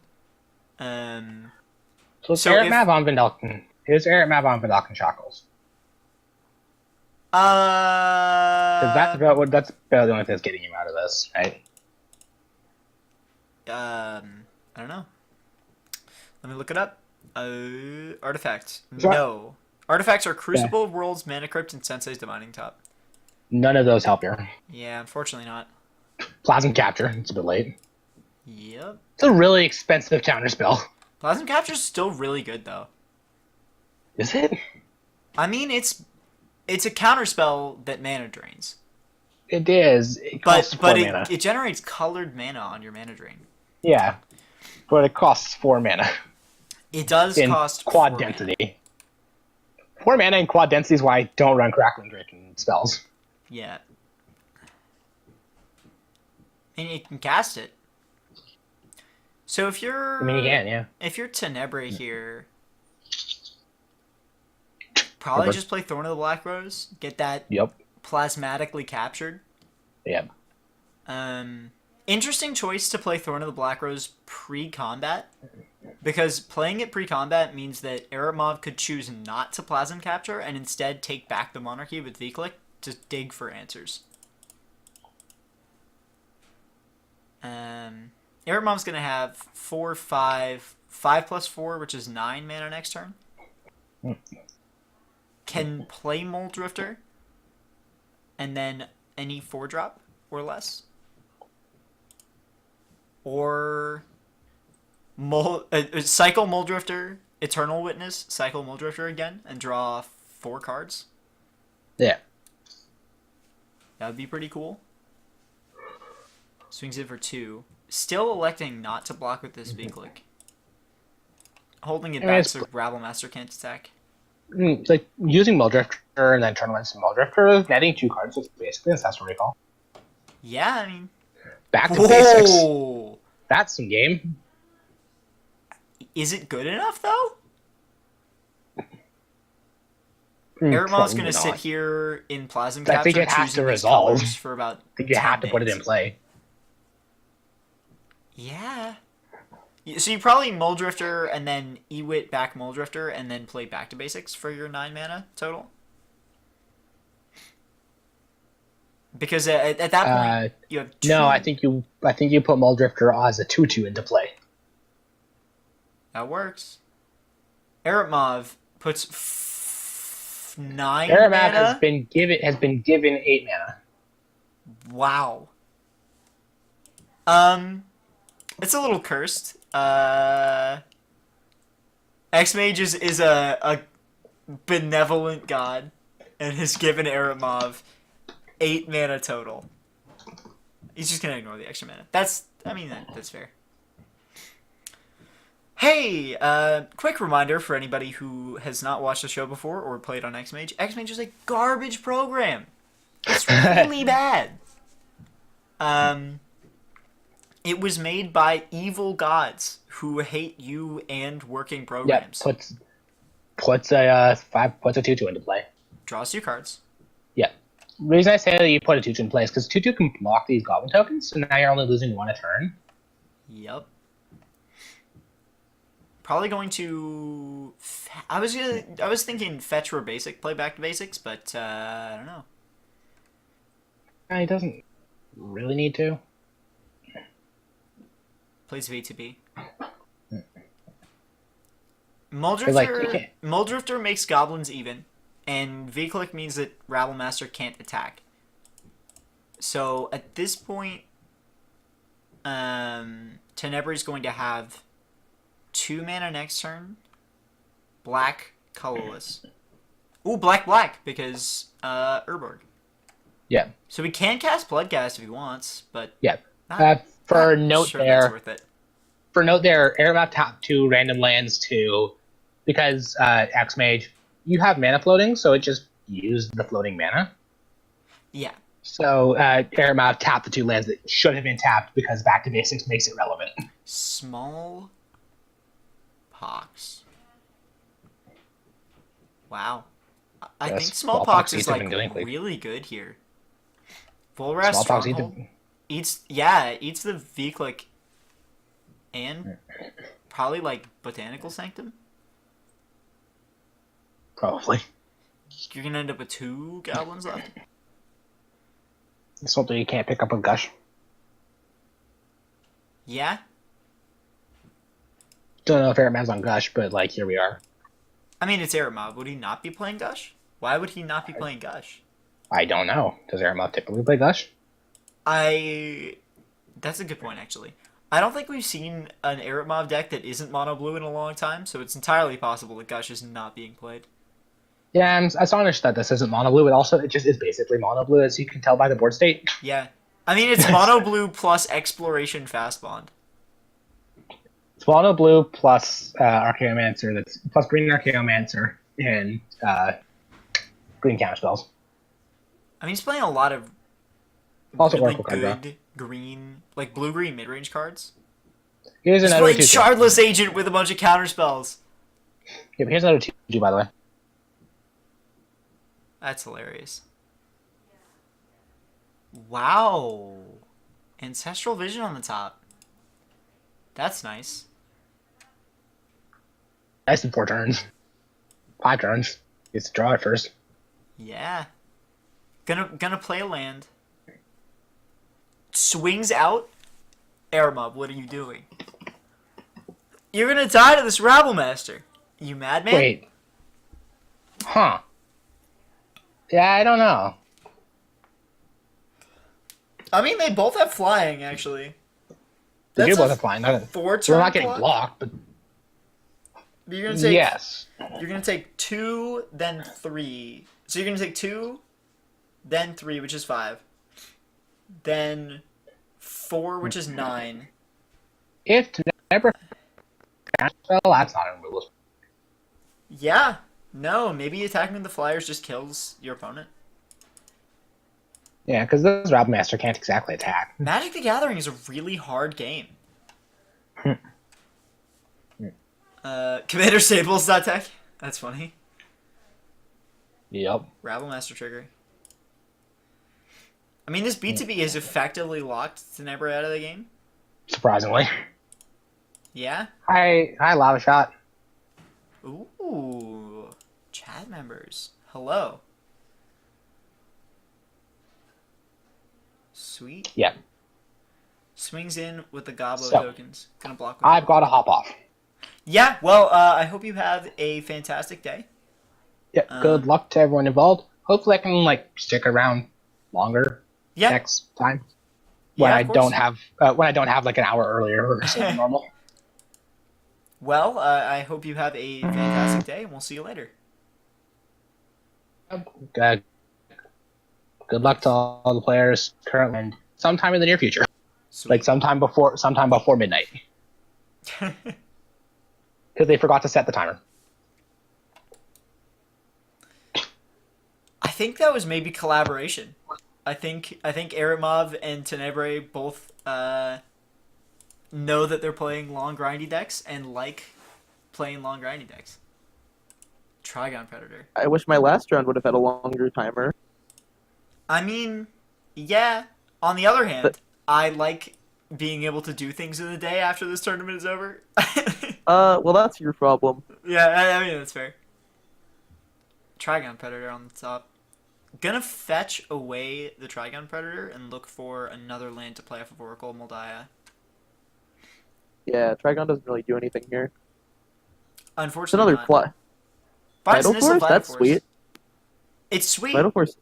but He doesn't guess have green mana, though. Yeah, exactly. No green mana. Yeah. Suspense and Ancestral Vision. Eripmav, for what it's worth, is winning the game right now.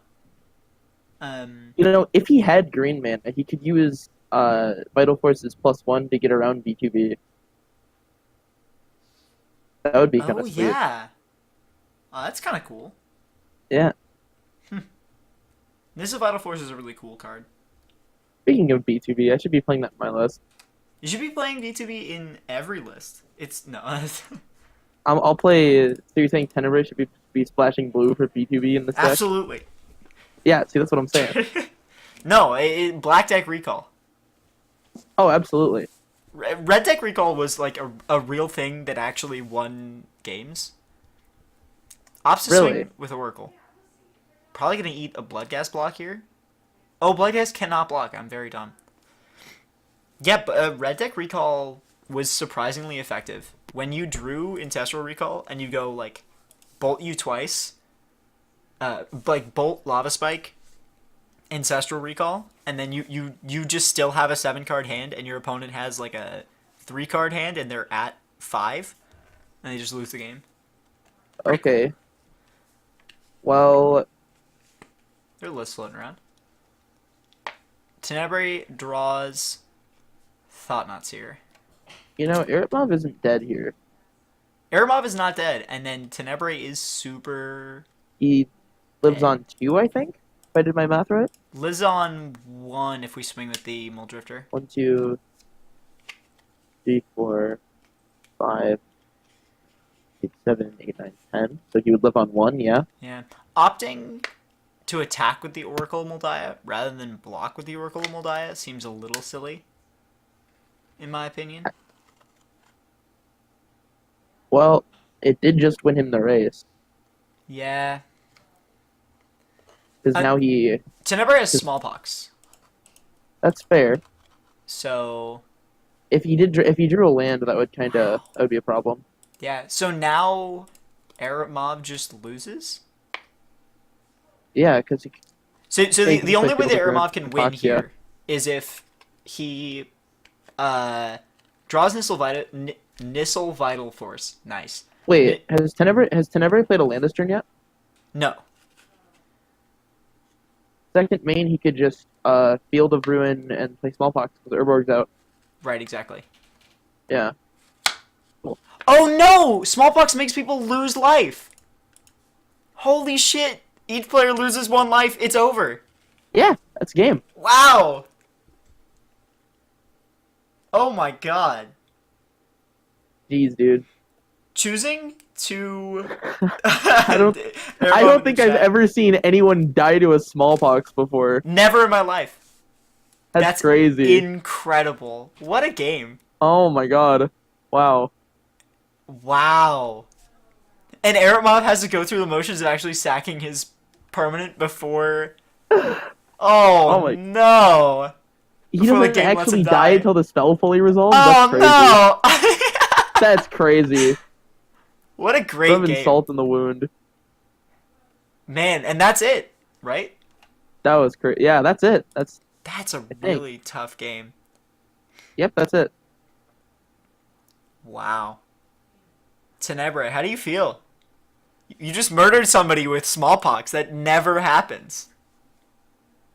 I feel extremely lucky because Yeah, I mean, it turns out counting is not my strong suit. I mean, in both games. In the second game, I was like, oh, he only has 7 damage on board.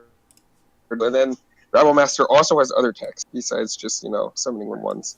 Yeah. So that was a 2-0 to Tenebrae? Yeah. Yes, it was. Gotcha.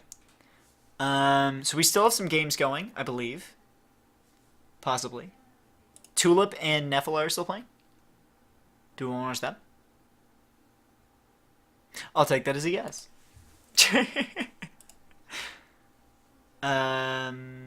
What? Narovi 2-1's Brobeat or Broboat, and Broboat's gonna drop. That's extremely fair. I appreciate that. Boom. All right, so I believe this is our last game. Are you guys talking and I can't hear you, or are you not talking? No, I'm trying to find Okay. the game. Perfect. Let me change I this. saw it a second ago. Where'd this game go? It's just called Battle. I know. I'm gonna... Oh, I see it now. Had to take some filters off. So Tulip is on medium red, which is a list that's done really well recently in the Victoria scene. Okay. So is Nifola just playing like Zoo then? That's what it looks like. Naya sneak attack. Oh, that's actually really sweet. It's super sweet, yeah. So Tulip has Incinerate Rekindling Phoenix in hand, and Neff has Slagstorm Huntmaster. So Slagstorm kills most of the board? Well, Slagstorm also does leave him with it leaves him with Eidolon and Thrun too, which is Draws Strip Mine. That sucks. Yeah, that if he takes him off strips away white the mana, red right? source, everything's fine. If he just casts Rekindling Phoenix, everything is bad. He also there was a line with Strip Mine to just wait on Phoenix and just strip him off white there. Yeah. You can also do that next turn. Rampaging Ferocidon hits Tulip for 1. Gonna go for the Smug Copter, I think. I mean, that's what you should do, I would think. Yeah, attack with the Smuggler's Copter, and then... That's probably all you should attack with, though, because otherwise you're just swinging right into a Thrun. Yeah. To be fair, the loot off the Smuggler's Copter has probably never been less relevant. Eidolon of Rhetoric does interesting things to the game. Yeah? Yeah. Neff has a lot of choices here. Can either Huntmaster or Slagstorm. I think Slagstorm is the correct play. Like empirically, Yeah. but I'm not sure. New Stomping Ground. I like the New Stomping Ground because it's got like ashes in it. Like floating up into the air. Either that or those are birds and I'm dumb. But it looks pretty cool. I don't know. I kind of like the new Godless Shrine art more, literally just because I ripped a foil one during a sealed pull. Oh, really? Yeah. That's super sweet. I love the new Hallowed Fountain art. It makes the Azorius look Oh, yeah. like an imposing. Really? Oh, he's a land man. Okay, I Yeah. forgot about that because I'm stupid. Just gonna full Jundam here. That's probably fair. Probably a little aggressive, if I'm entirely honest. Has the land in hand to Slackstorm, though. I don't know. Yeah, that's why I'm saying it's fair, because he can just, like, Spins up the cruise copter. up the copter. Yep, that's fair. He actually hits copter then, too, with this leg storm. Oh, yeah. Interesting So choice that's there. even better. That is real good. We're probably going to see Bloodbraid or Thrun trade with Rekindling Phoenix, which prompts Neff to maybe regenerate Thrun. Or not. I think he's still Slagstorm. Yeah, because then the whole 'Cause- board is gone and you have an Eidolon. Yeah, but the thing is, if you regenerate, yeah, Phoenix is gonna trade with Bloodbraid Elf actually. But if you just regenerate Thrun, you can't Slagstorm, and then you're left shields. Then you're left shields down to onboard lethal. I think, assuming you don't have a creature. Yeah, if you don't Slagstorm, you're super dead. Yeah. So regenerating Thrun wouldn't even be an option. 9, 10, 11, 12. Neff's attacking for 12, and Tulip can block 3, 7, 8, 9. Yep. He blocks. Take 3. Looks like he's taking 6. Interesting choice He's- here. He 8 Rattleclaw with Ferocidon and 8 Llanowar Elves with Smuggler's Copter. Which Dross doesn't Exquisite matter. Firecraft. Might Jeez. discard Incinerate for it. Huh. Maybe. I think Tulip is just super dead here. When this Slagstorm comes Yeah. down and kills everything except for Rekindling Phoenix on Yeah. his board, and then your opponent, you're staring down still Eidolon of Rhetoric and Thrun. Yikes. Yeah, I think. Yeah. Oh no! The Rekindling Phoenix is gonna make its token now, and then you get to Wrath it away. Yeah. Oh no! I thought that. I actually. And he's That- gonna I mean, take that would be- one from the Ferocidon? Oh my god. Man. Slagstorm's just gonna kill him! Wait, can he double mode Slagstorm? Is that a thing? No, you just choose one. 3 to your opponent. And Oh they're yeah, dead. you can just 3 your opponent. That's fair. Oh He doesn't even need to. no! Which mode are we choosing? 3 to each player. Yeah, Yep, it's over. Okay, that's fair. Wow. He doesn't even need to wipe the board. He can just. Goodbye, crazy. Tulip. I mean, Tulip was super dead there either way. There was no line where Yeah. Tulip lived. Sadly. Yeah, Neff's going to take that game. Which means the final results of that one are 2-1 to Neff? 2. Yep. Gotcha. All right. It's crazy how this round didn't go for an hour when I wasn't playing. All right. So we have our final pairings. Fantastically, thankfully, none of our final pairings is going to leave anybody with an 0-3, which is really nice. So I'm going to take a moment to type out our pairings, and players can talk about how they did. Tulip, how did the game go? Or not? Well, I didn't really draw.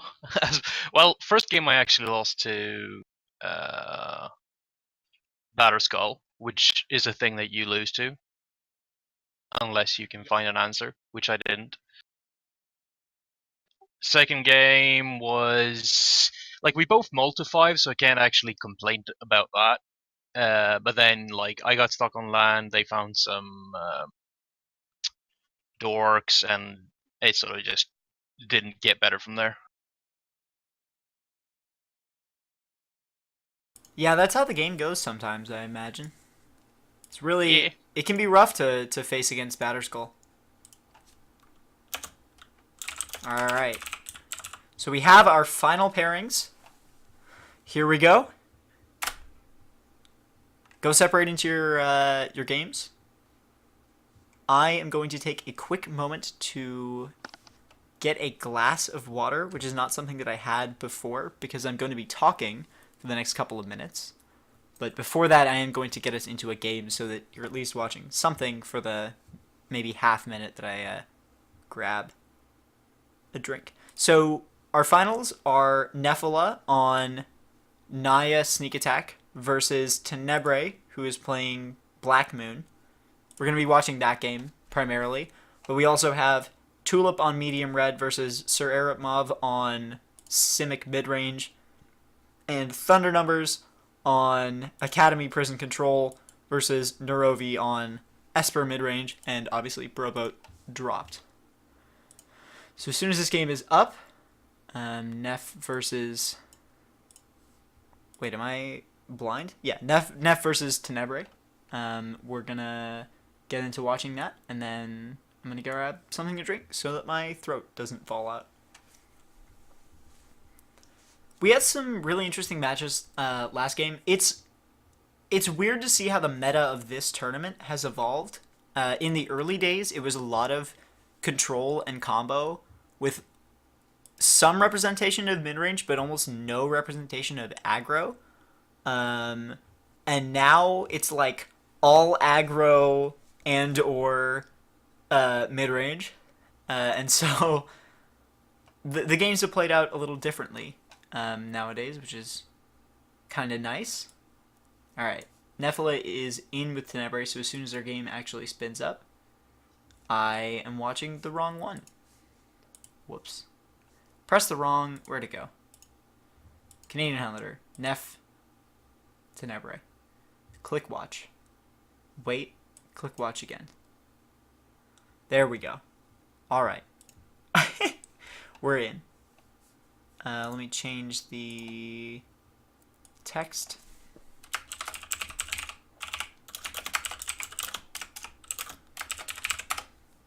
Oops. That's one enter too many. Requesting permission to see hand cards, and then I'm going to go grab a drink. Opens on Divining Top. Really good start for a control deck. The other card in hand is Mox Diamond, so we can spin this top for a land. Neff is going to open on land holding up Path to Exile. Alright, I will be back momentarily.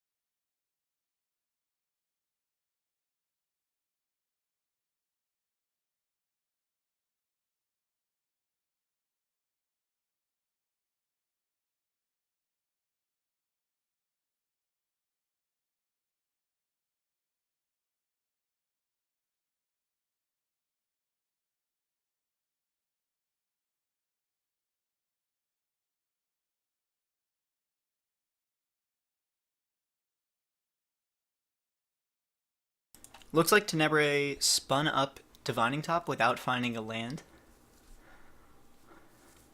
Which sucks. I mean, obviously. Puts him back. Draws Dismember. Pass over. Yeah, the really awkward thing about Mox Diamond is that it isn't actually like an extra mana source. You do spend a land for it. Mox Diamond just lets you get the land out faster.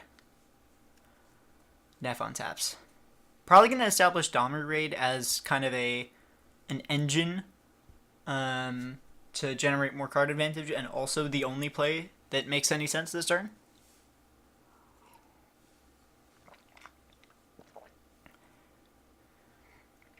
Yeah, with Tenebrae missing land drops, Neff being able to establish more mana, because they are playing this kind of like sneak attack E, mid-range E thing, they've got a lot of high power cards.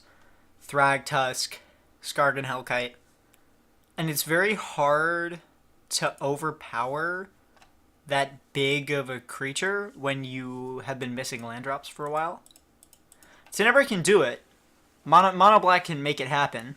Fatal Push isn't going to hit anything with CMC 4 or greater, but Dismember and like Fork Bolt, that's rough. Tenebrae misses on land 3 turns in a row and just tosses it back.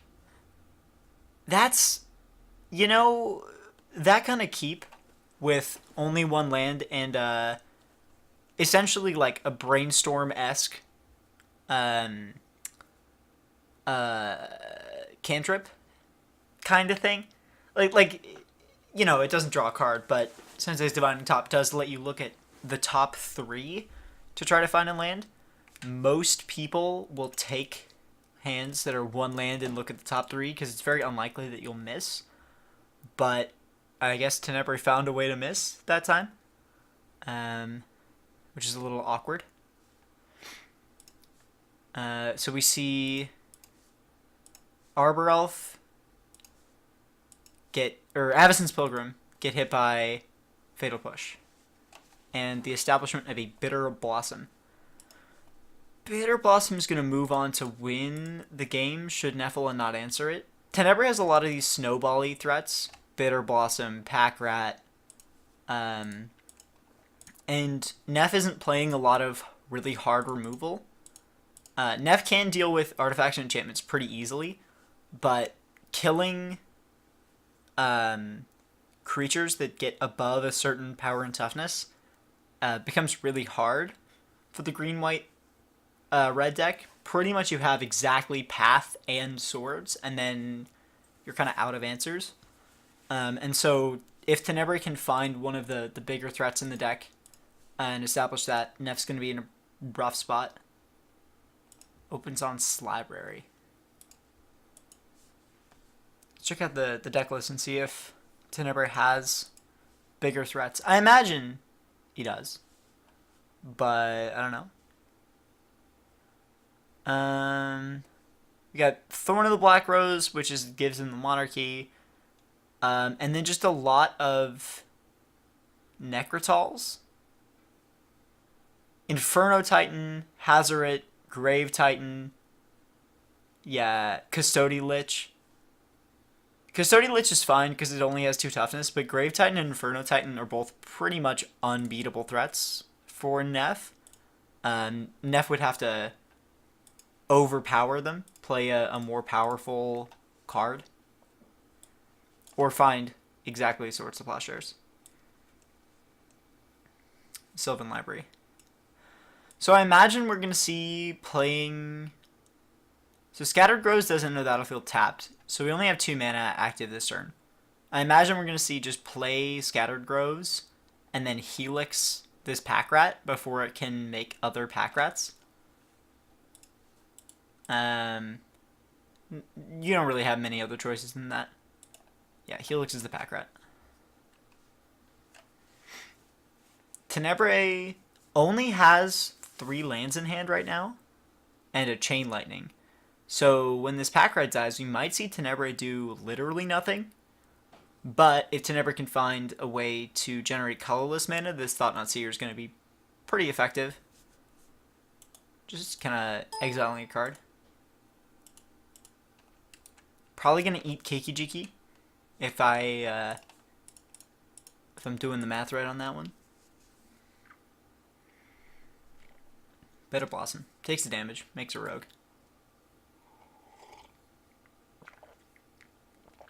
Draws Grove for the Throat. There's something to do on Nef's turn.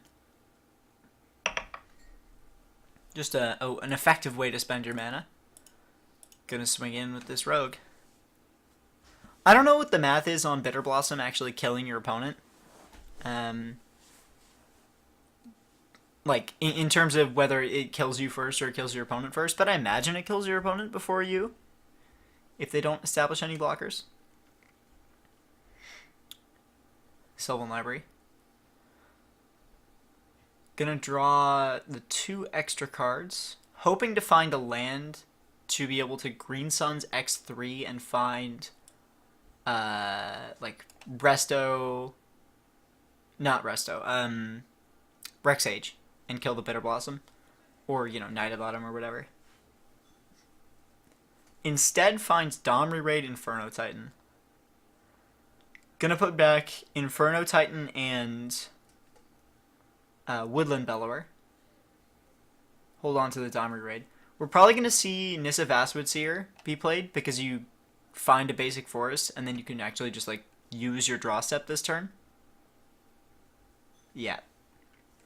And then when Nissa finds the 7th land, she flips over into a Planeswalker and does stuff. She makes creatures and whatnot. Just like... There we go. Draws a card. +1 to draw. -2, make a 4/4. It is a legendary token, so you don't get 2 of them. And then ults to make all your lands into dudes. Just +1 to draw a card is pretty nice. Nissa Vastwood Seer is like, what are the other ones? Borderland Ranger, maybe? Civic Wayfinder, District Guide. Just, 3 mana 2/2 that goes and gets a land into your hand rather than Wood Elves, which is a 3 mana 2/2, or a 3 mana 1/1 that puts it on the battlefield. Chooses to Dryad Arbor X1, or pardon me, chooses to Green Suns X1 for Dryad Arbor, hoping to ramp early. 1, 2, 3, 4, 5.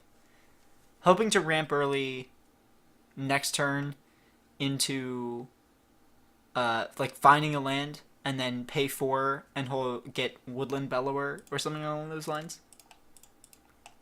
And then just cast it. Which will probably get hit by this Go for the Throat from Tenebrae. I mean, Tenebrae draws Grave Titan, but not any lands. Chain Lightning's the Dryad Arbor. That's the one risk with Green Suns for Dryad Arbor. Not only do you not get the mana that turn, but also it's vulnerable to being killed. Swings in with the Fairy Rogues, I imagine. Yep. Tenebrae's hoping to just ride this Bitter Blossom to a victory, and it looks like Neff's gonna let him have it, pretty much. Choosing to Green Suns there for the Dryad Arbor to go for playing a 6-drop rather than holding it and playing it for a 3-drop next turn was a choice that had a pretty high ceiling but also a fairly low floor. So, it was a risky play. Can play Domri Raid, fight with the Nissa, eat one of the rogues, which works. Draw Settle. You really don't want to give your opponent lands here. And them trading like a 1/1 that they're going to get back for lands. I don't know. Feels pretty bad.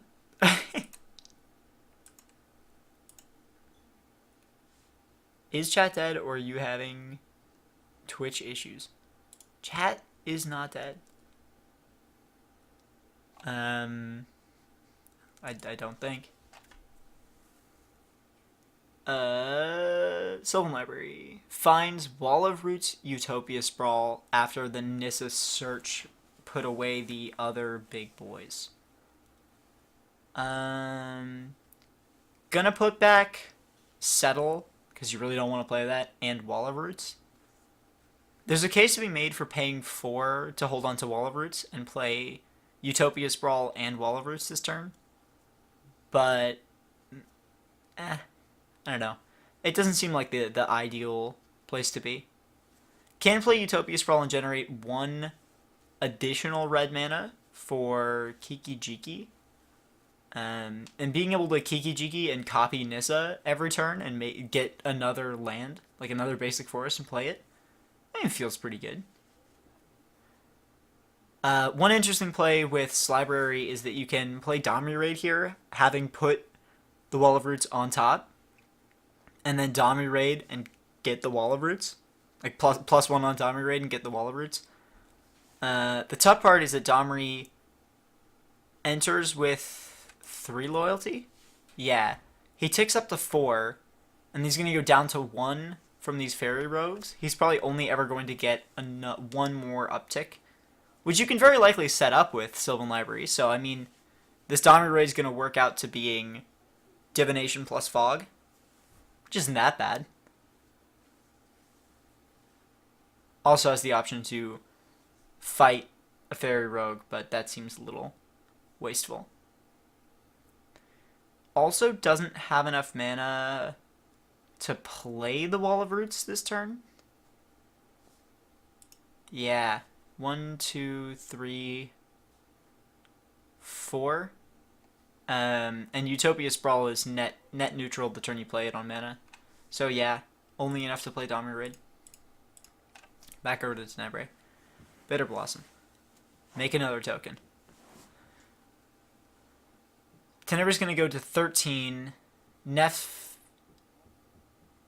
Tenebrae has a choice here to either like attack Domri all the way with all of the fairies, or attack with 2 of the fairies, which means even if Domri +1's next turn, he's still dead. But that does give Neff the option of down-teching with Domri instead and fighting. Interesting choices. I'm not entirely sure which one's right. All 3 at Domri in any case.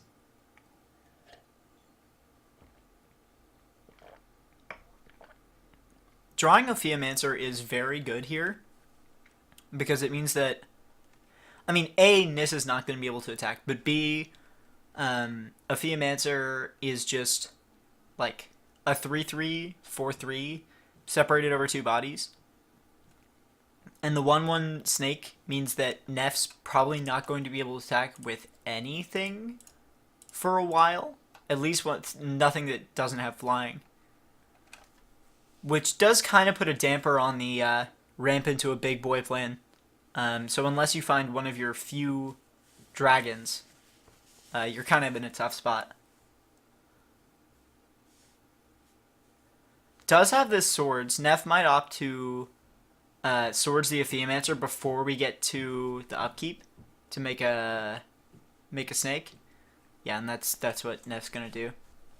Just a good game understanding there, knowing that if you don't swords the Theomancer, Tenebrae's gonna have an annoying death touchy snake that's gonna block your big mans. Draw Settle, and then 2 cards we haven't seen before, so we're gonna see what they are.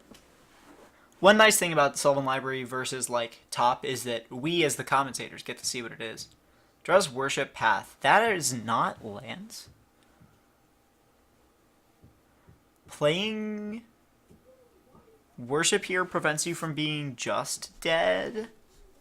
You can path your own creature. Not always an advisable play. Probably not ever an advisable play. You could also path a fairy rogue. Probably not something I'm interested in doing. Neff doesn't have many other choices than just playing Worship. Domri Raid can uptick, but you're not going to get anything out of it. You can path just to shuffle your own library. Like path your own creature. But again, probably a pretty bad play overall. Neff's really lucky that Tenebrae's not been drawing lands, but also Neff's real unlucky because they have not been drawing lands. So, Tenebrae has a safety valve in this Toxic Deluge. If things get out of hand, he can just Toxic Deluge, get rid of the entire board for some life, and then still has a Bitter Blossom, which will still be establishing things. Domri Raids to reveal, just uptick to reveal, chooses not to reveal, looks at the settle that was put back earlier.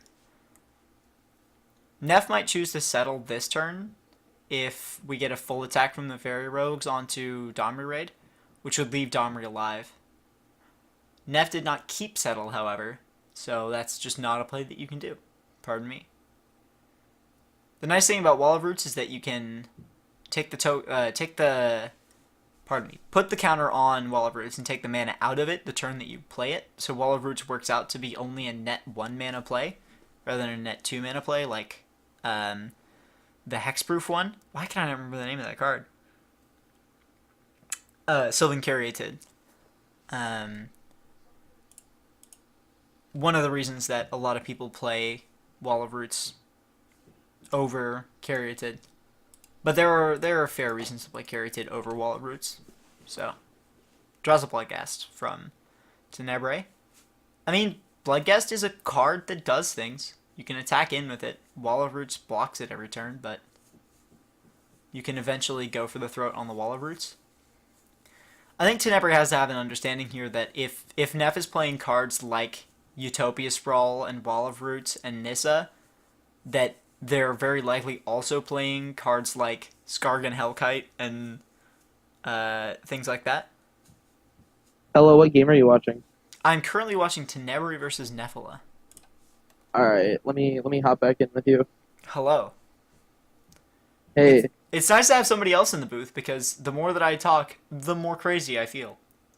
I bet, yeah. I got absolutely rolled by what I'm assuming was Esper aggro. Esper Midrange, but That Midrange felt obviously has... That felt pretty aggro to me. It's kind of hard when like they resolve a turn 3 Geist of Saint draft against mono blue. Oh, God. Wow. Yeah. That's Yeah, the worst game thing. one. You can't even bridge the 4/4. You have to No. ensnaring bridge to go under 2. Man, that sucks. So, we're going to Sylvan Library and find Woodland Bellower, Scavenging Ooze. 1, 2, 3, 4, 5, 6. We can cast Woodland Bellower here. It's going to get killed by Go for the Throat, but then Woodland Bellower can search up Nidabottom, which can take out the Bitter Blossom. So then we're pretty even.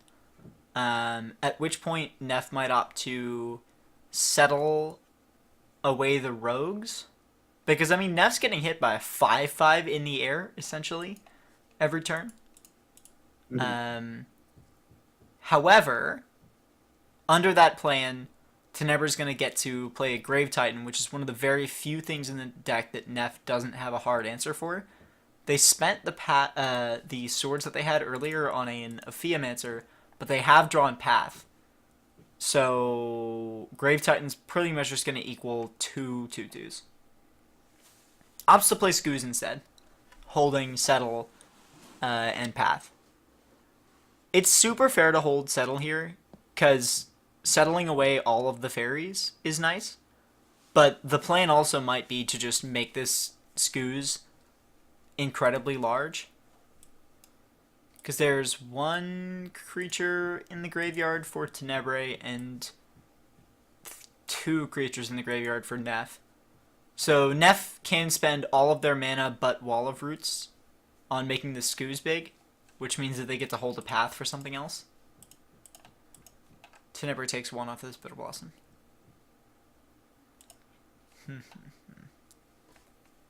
Tenebrae's really hoping to draw a colorless source to play Thought Knot.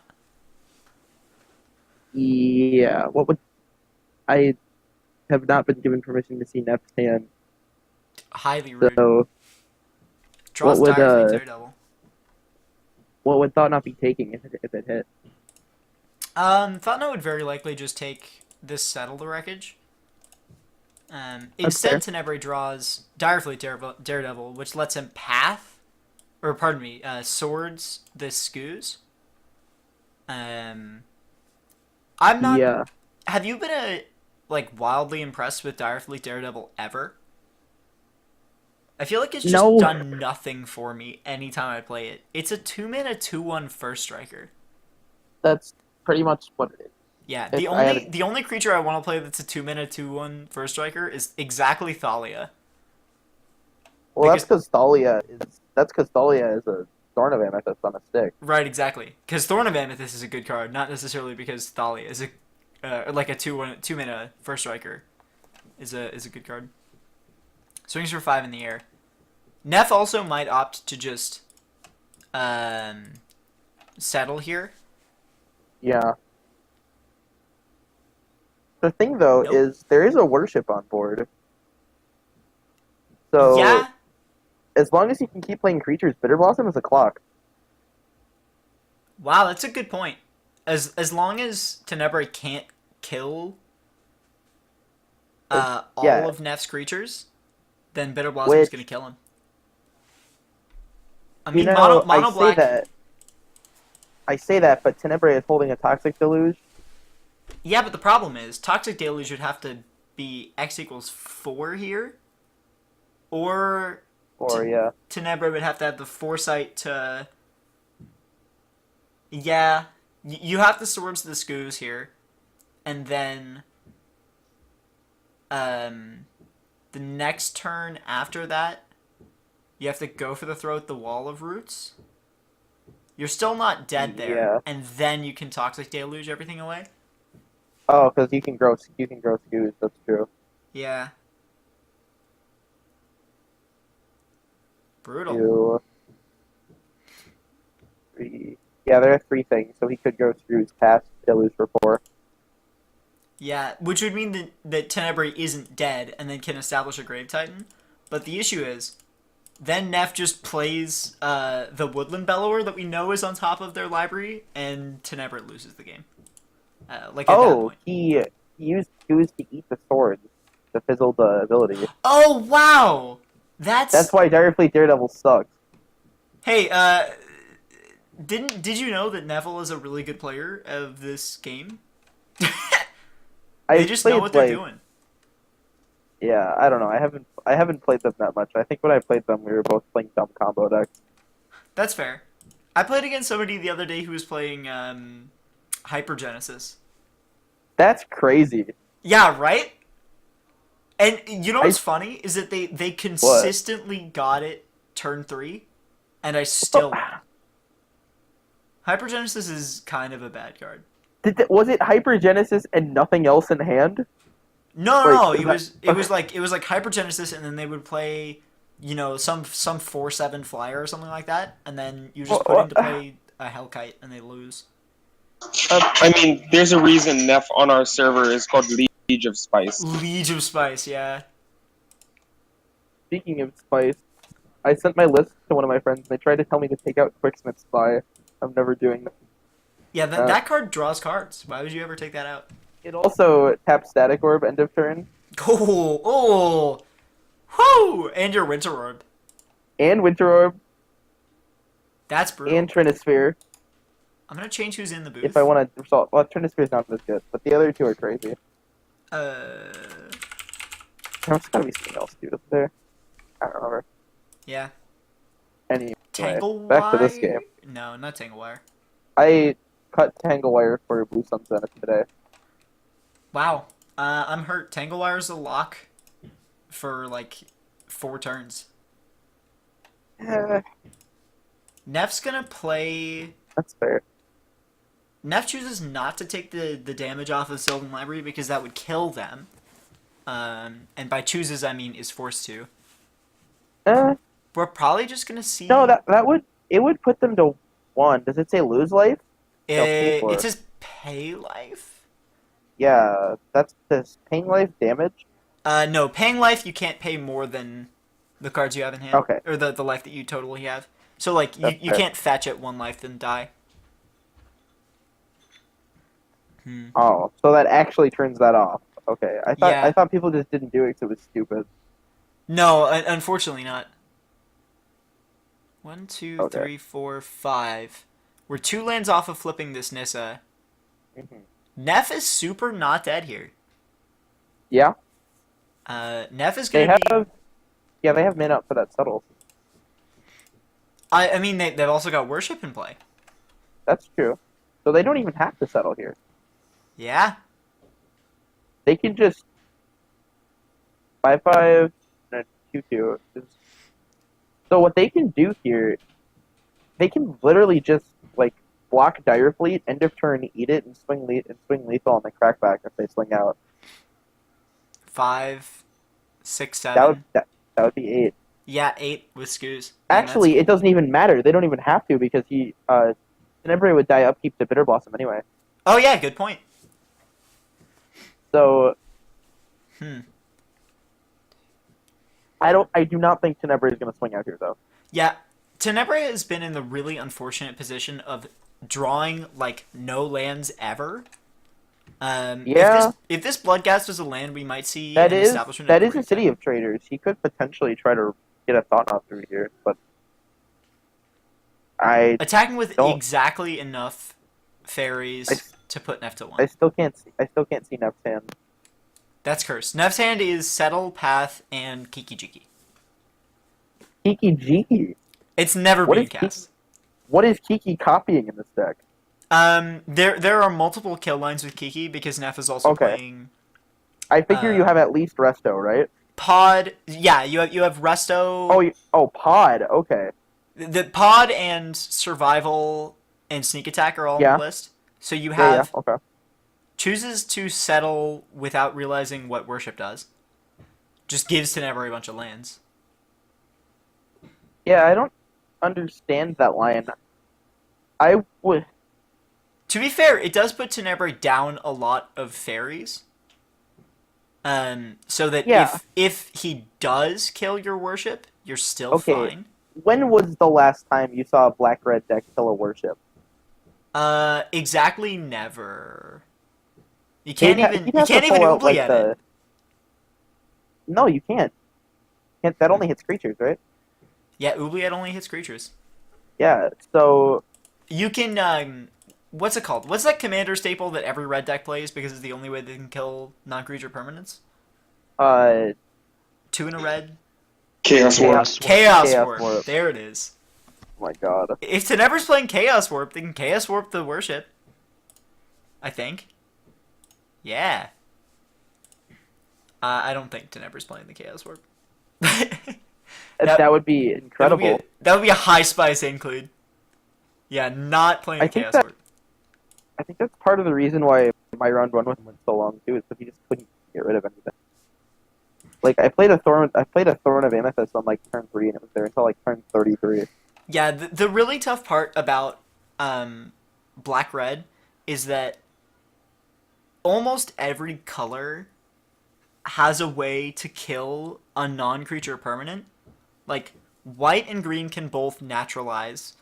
Blue can bounce stuff.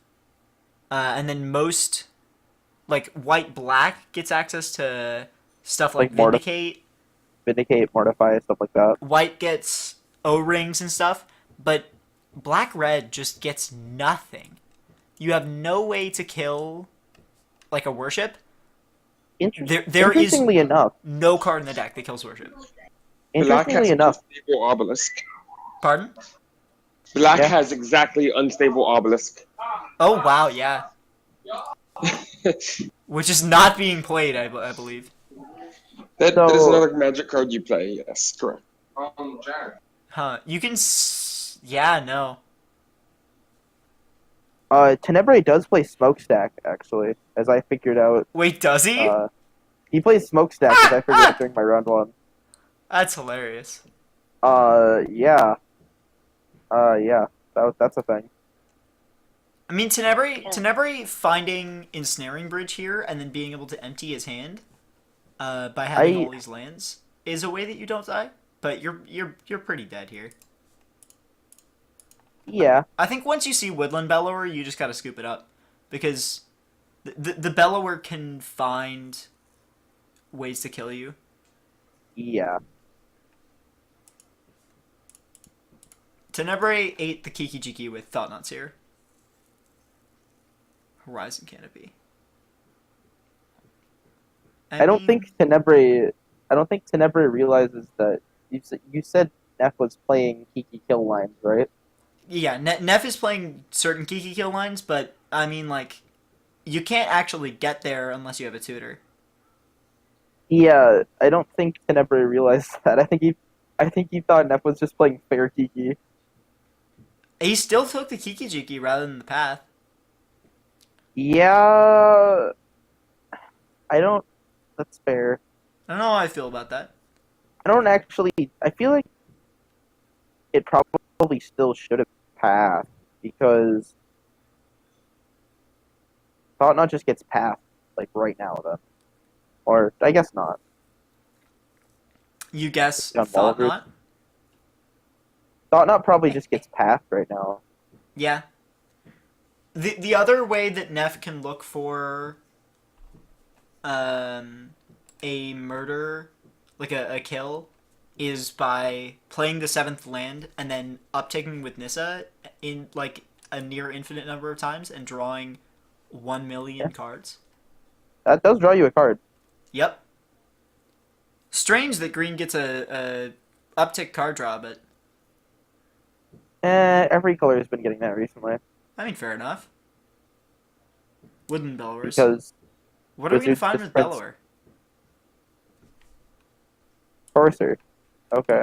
Courser. So it looks like Neff is electing to play more of a long game here rather than trying to go for a kill. Neff might just not realize that Tenebrae has literally no way to get rid of this worship. Could he not I be would playing, hope- like Oblivion Stone? He could be playing O-Stone. He's not. He's definitely playing Smokestack, and that's about all that I know about. Whoa! Wait, God. so Oh, Jesus Christ. So Neff is playing both Worship and Kiki Jiki Pod? Yeah? Is he playing like Troll Worship Pod or something? I did troll worship pod? I have no idea. That's what it sounds like. Blocks I saw, attack. I peeked in a game that it was a Naya deck, and I was like, oh, neat. This is not Neff's style normally, and then just like popped out. Yeah, I mean you gotta recognize that when you look at a deck that Nephilah is playing, Oh, colors, yeah, there's gonna be colors mean something. nothing. There's some jank spice in there. Neff understands that there's spice in every color, no matter like what flavor of Magic you're playing. Yeah. I like to think of myself as Neff Light when I make decks. I You try definitely really come hard. up with some pretty spicy blue decks. Speaking of Yeah. spice, catch me on Wilderness Reclamation combo next week. Wilderness Reclamation is so good. Like, I really just wanted to play it in my deck, but my deck's all sorcery speed. You can Like, loop. You can figure out a way to loop. What's it called every turn? The one that takes an extra turn. Nexus of Fate. Nexus of Fate, yeah. Yeah? I Also- saw it.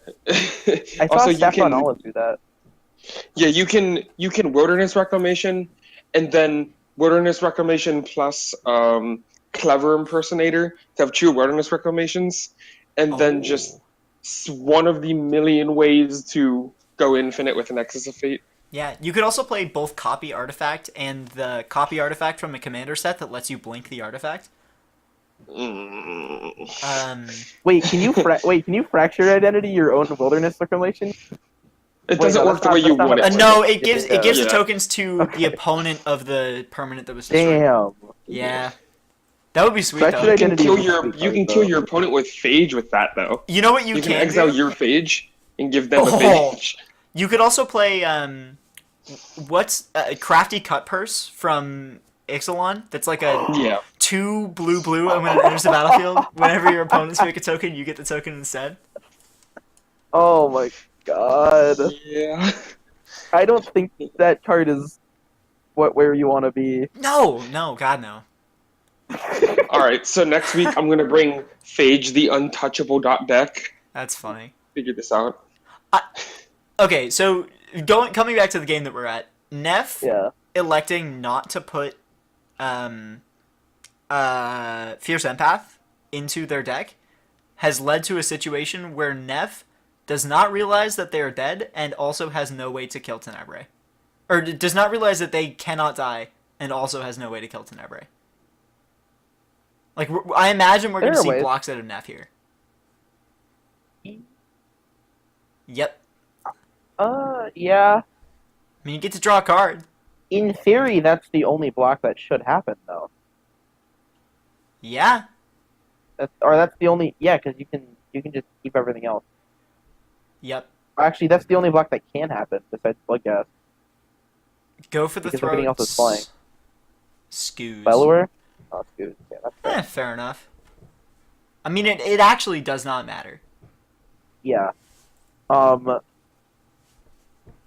Like I said still a clock.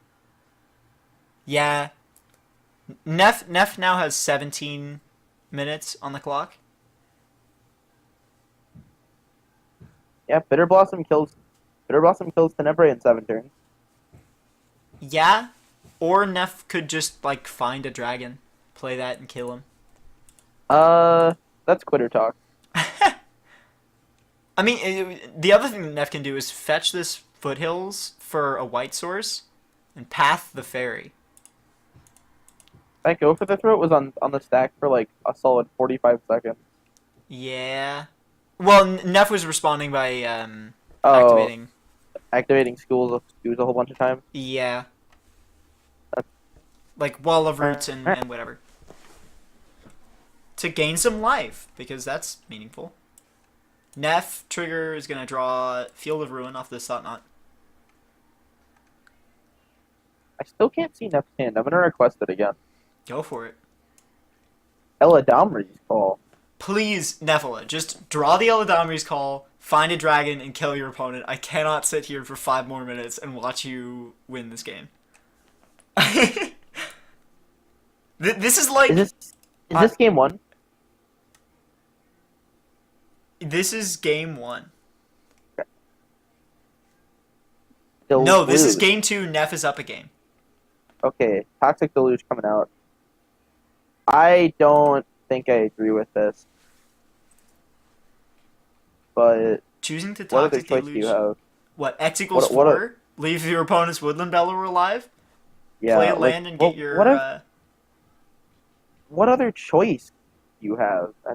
Wait, Woodland Bellower dies because of combat. Bellower has damage marked on it, yeah.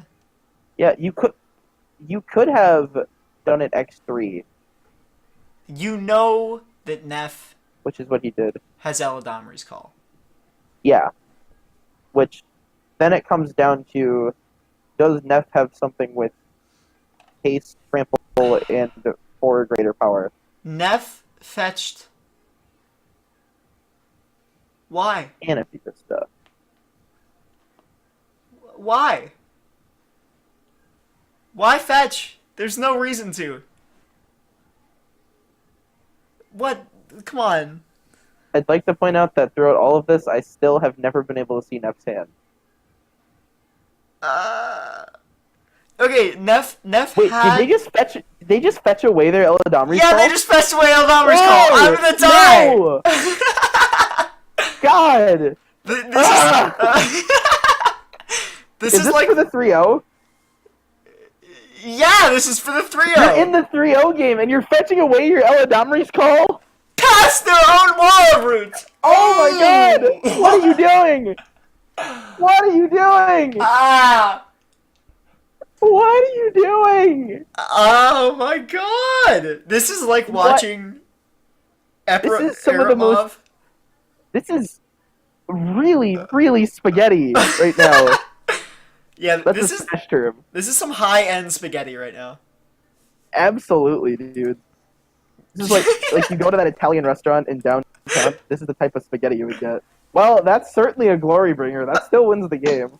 Oh my god, and they get it anyway. I'm so mad.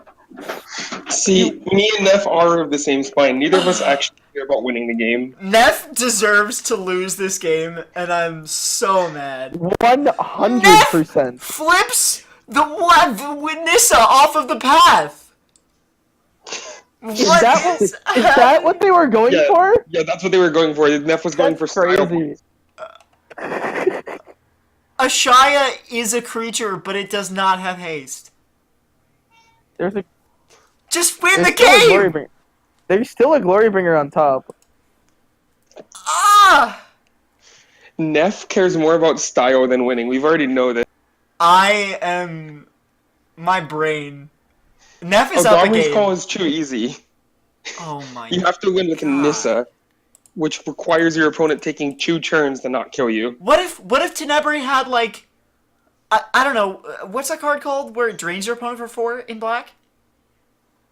The 7-mana one? No, the 2-mana one. Tyrant's Choice or whatever. Yeah. Yeah. What if Tenebrae just killed you? That's Oh, true. God. I mean, Well, yeah, I cannot. too easy for Neff. Neff had to nerf him, her, itself, they self. You have to, like, I swear to God, if Nephilah chooses to sit here and let the Bitter Blossom kill Tenebrae, I'm actually gonna ban them from next week. It's just not. It sounds like Neff, honestly. I would not. Please, just attack with this Glorybringer. Tenebrae can see. Do anything to Yeah. make this game end. I mean, he's dead in 4 turns. Or he's dead in 1 turn. It's just a matter of what Neff wants to do. Finally, the GGs. Jesus Oh Christ. my god. Neff is more interested in creating hell. This is This reminds me- excruciating.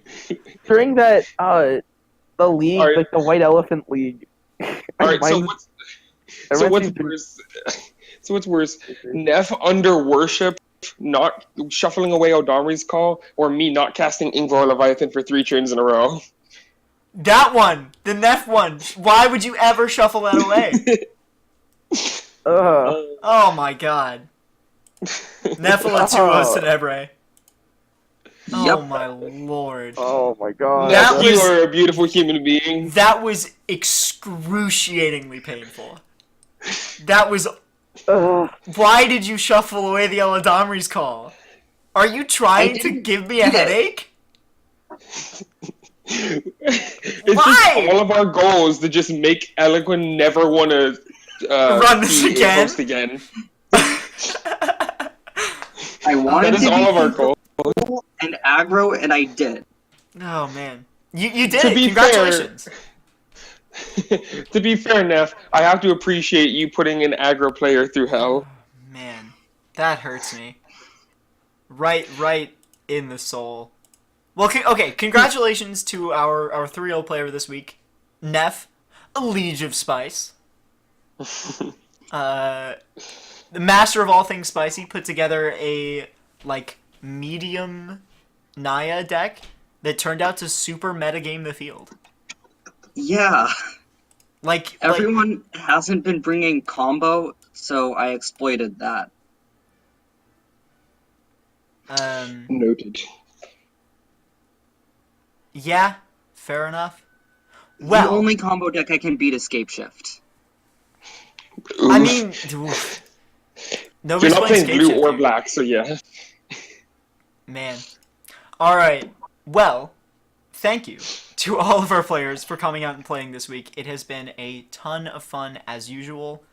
Thank you to my co-host for the first 2 rounds, Wendy Del Carlo, and thank you to my co-host for the last 2 rounds, Thunder Numbers, for making sure I did not lose my sanity through the process of this game. For our final standings, we have Nephilah in number 1 with the 3-0. We have 3 2-1s, that being Mr. Tulip, Tenebrae, and Narovi. 2 1-2s, Sir Eripmav and Thunder Numbers, and 1 0-3 or 0-2 drop in Broboat. Thank you to everybody who showed up. If you liked this and you want to play in the tournaments and you're free at this time and you have a computer that works, come on over to the Canadian Highlander Discord. I'm going to drop a quick link in chat. Not that it curses me too much. But I'm just going to drop that quick link in chat. And also, you can find us via the Canadian Highlander Facebook page, or just, I don't know, DM me on the Lure Discord if you see me. I don't know. You get into the Discord.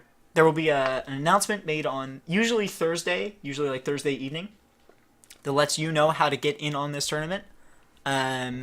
If you need help setting up X-Mage, we can help you with that. If you need help finding a deck, we can help you with that. This Discord is incredible. It's like the best resource for actually playing Canadian Highlander if you don't happen to live in the Victoria area. So come on over and play with us. Thank you, everybody, and we'll see you next week. Bye.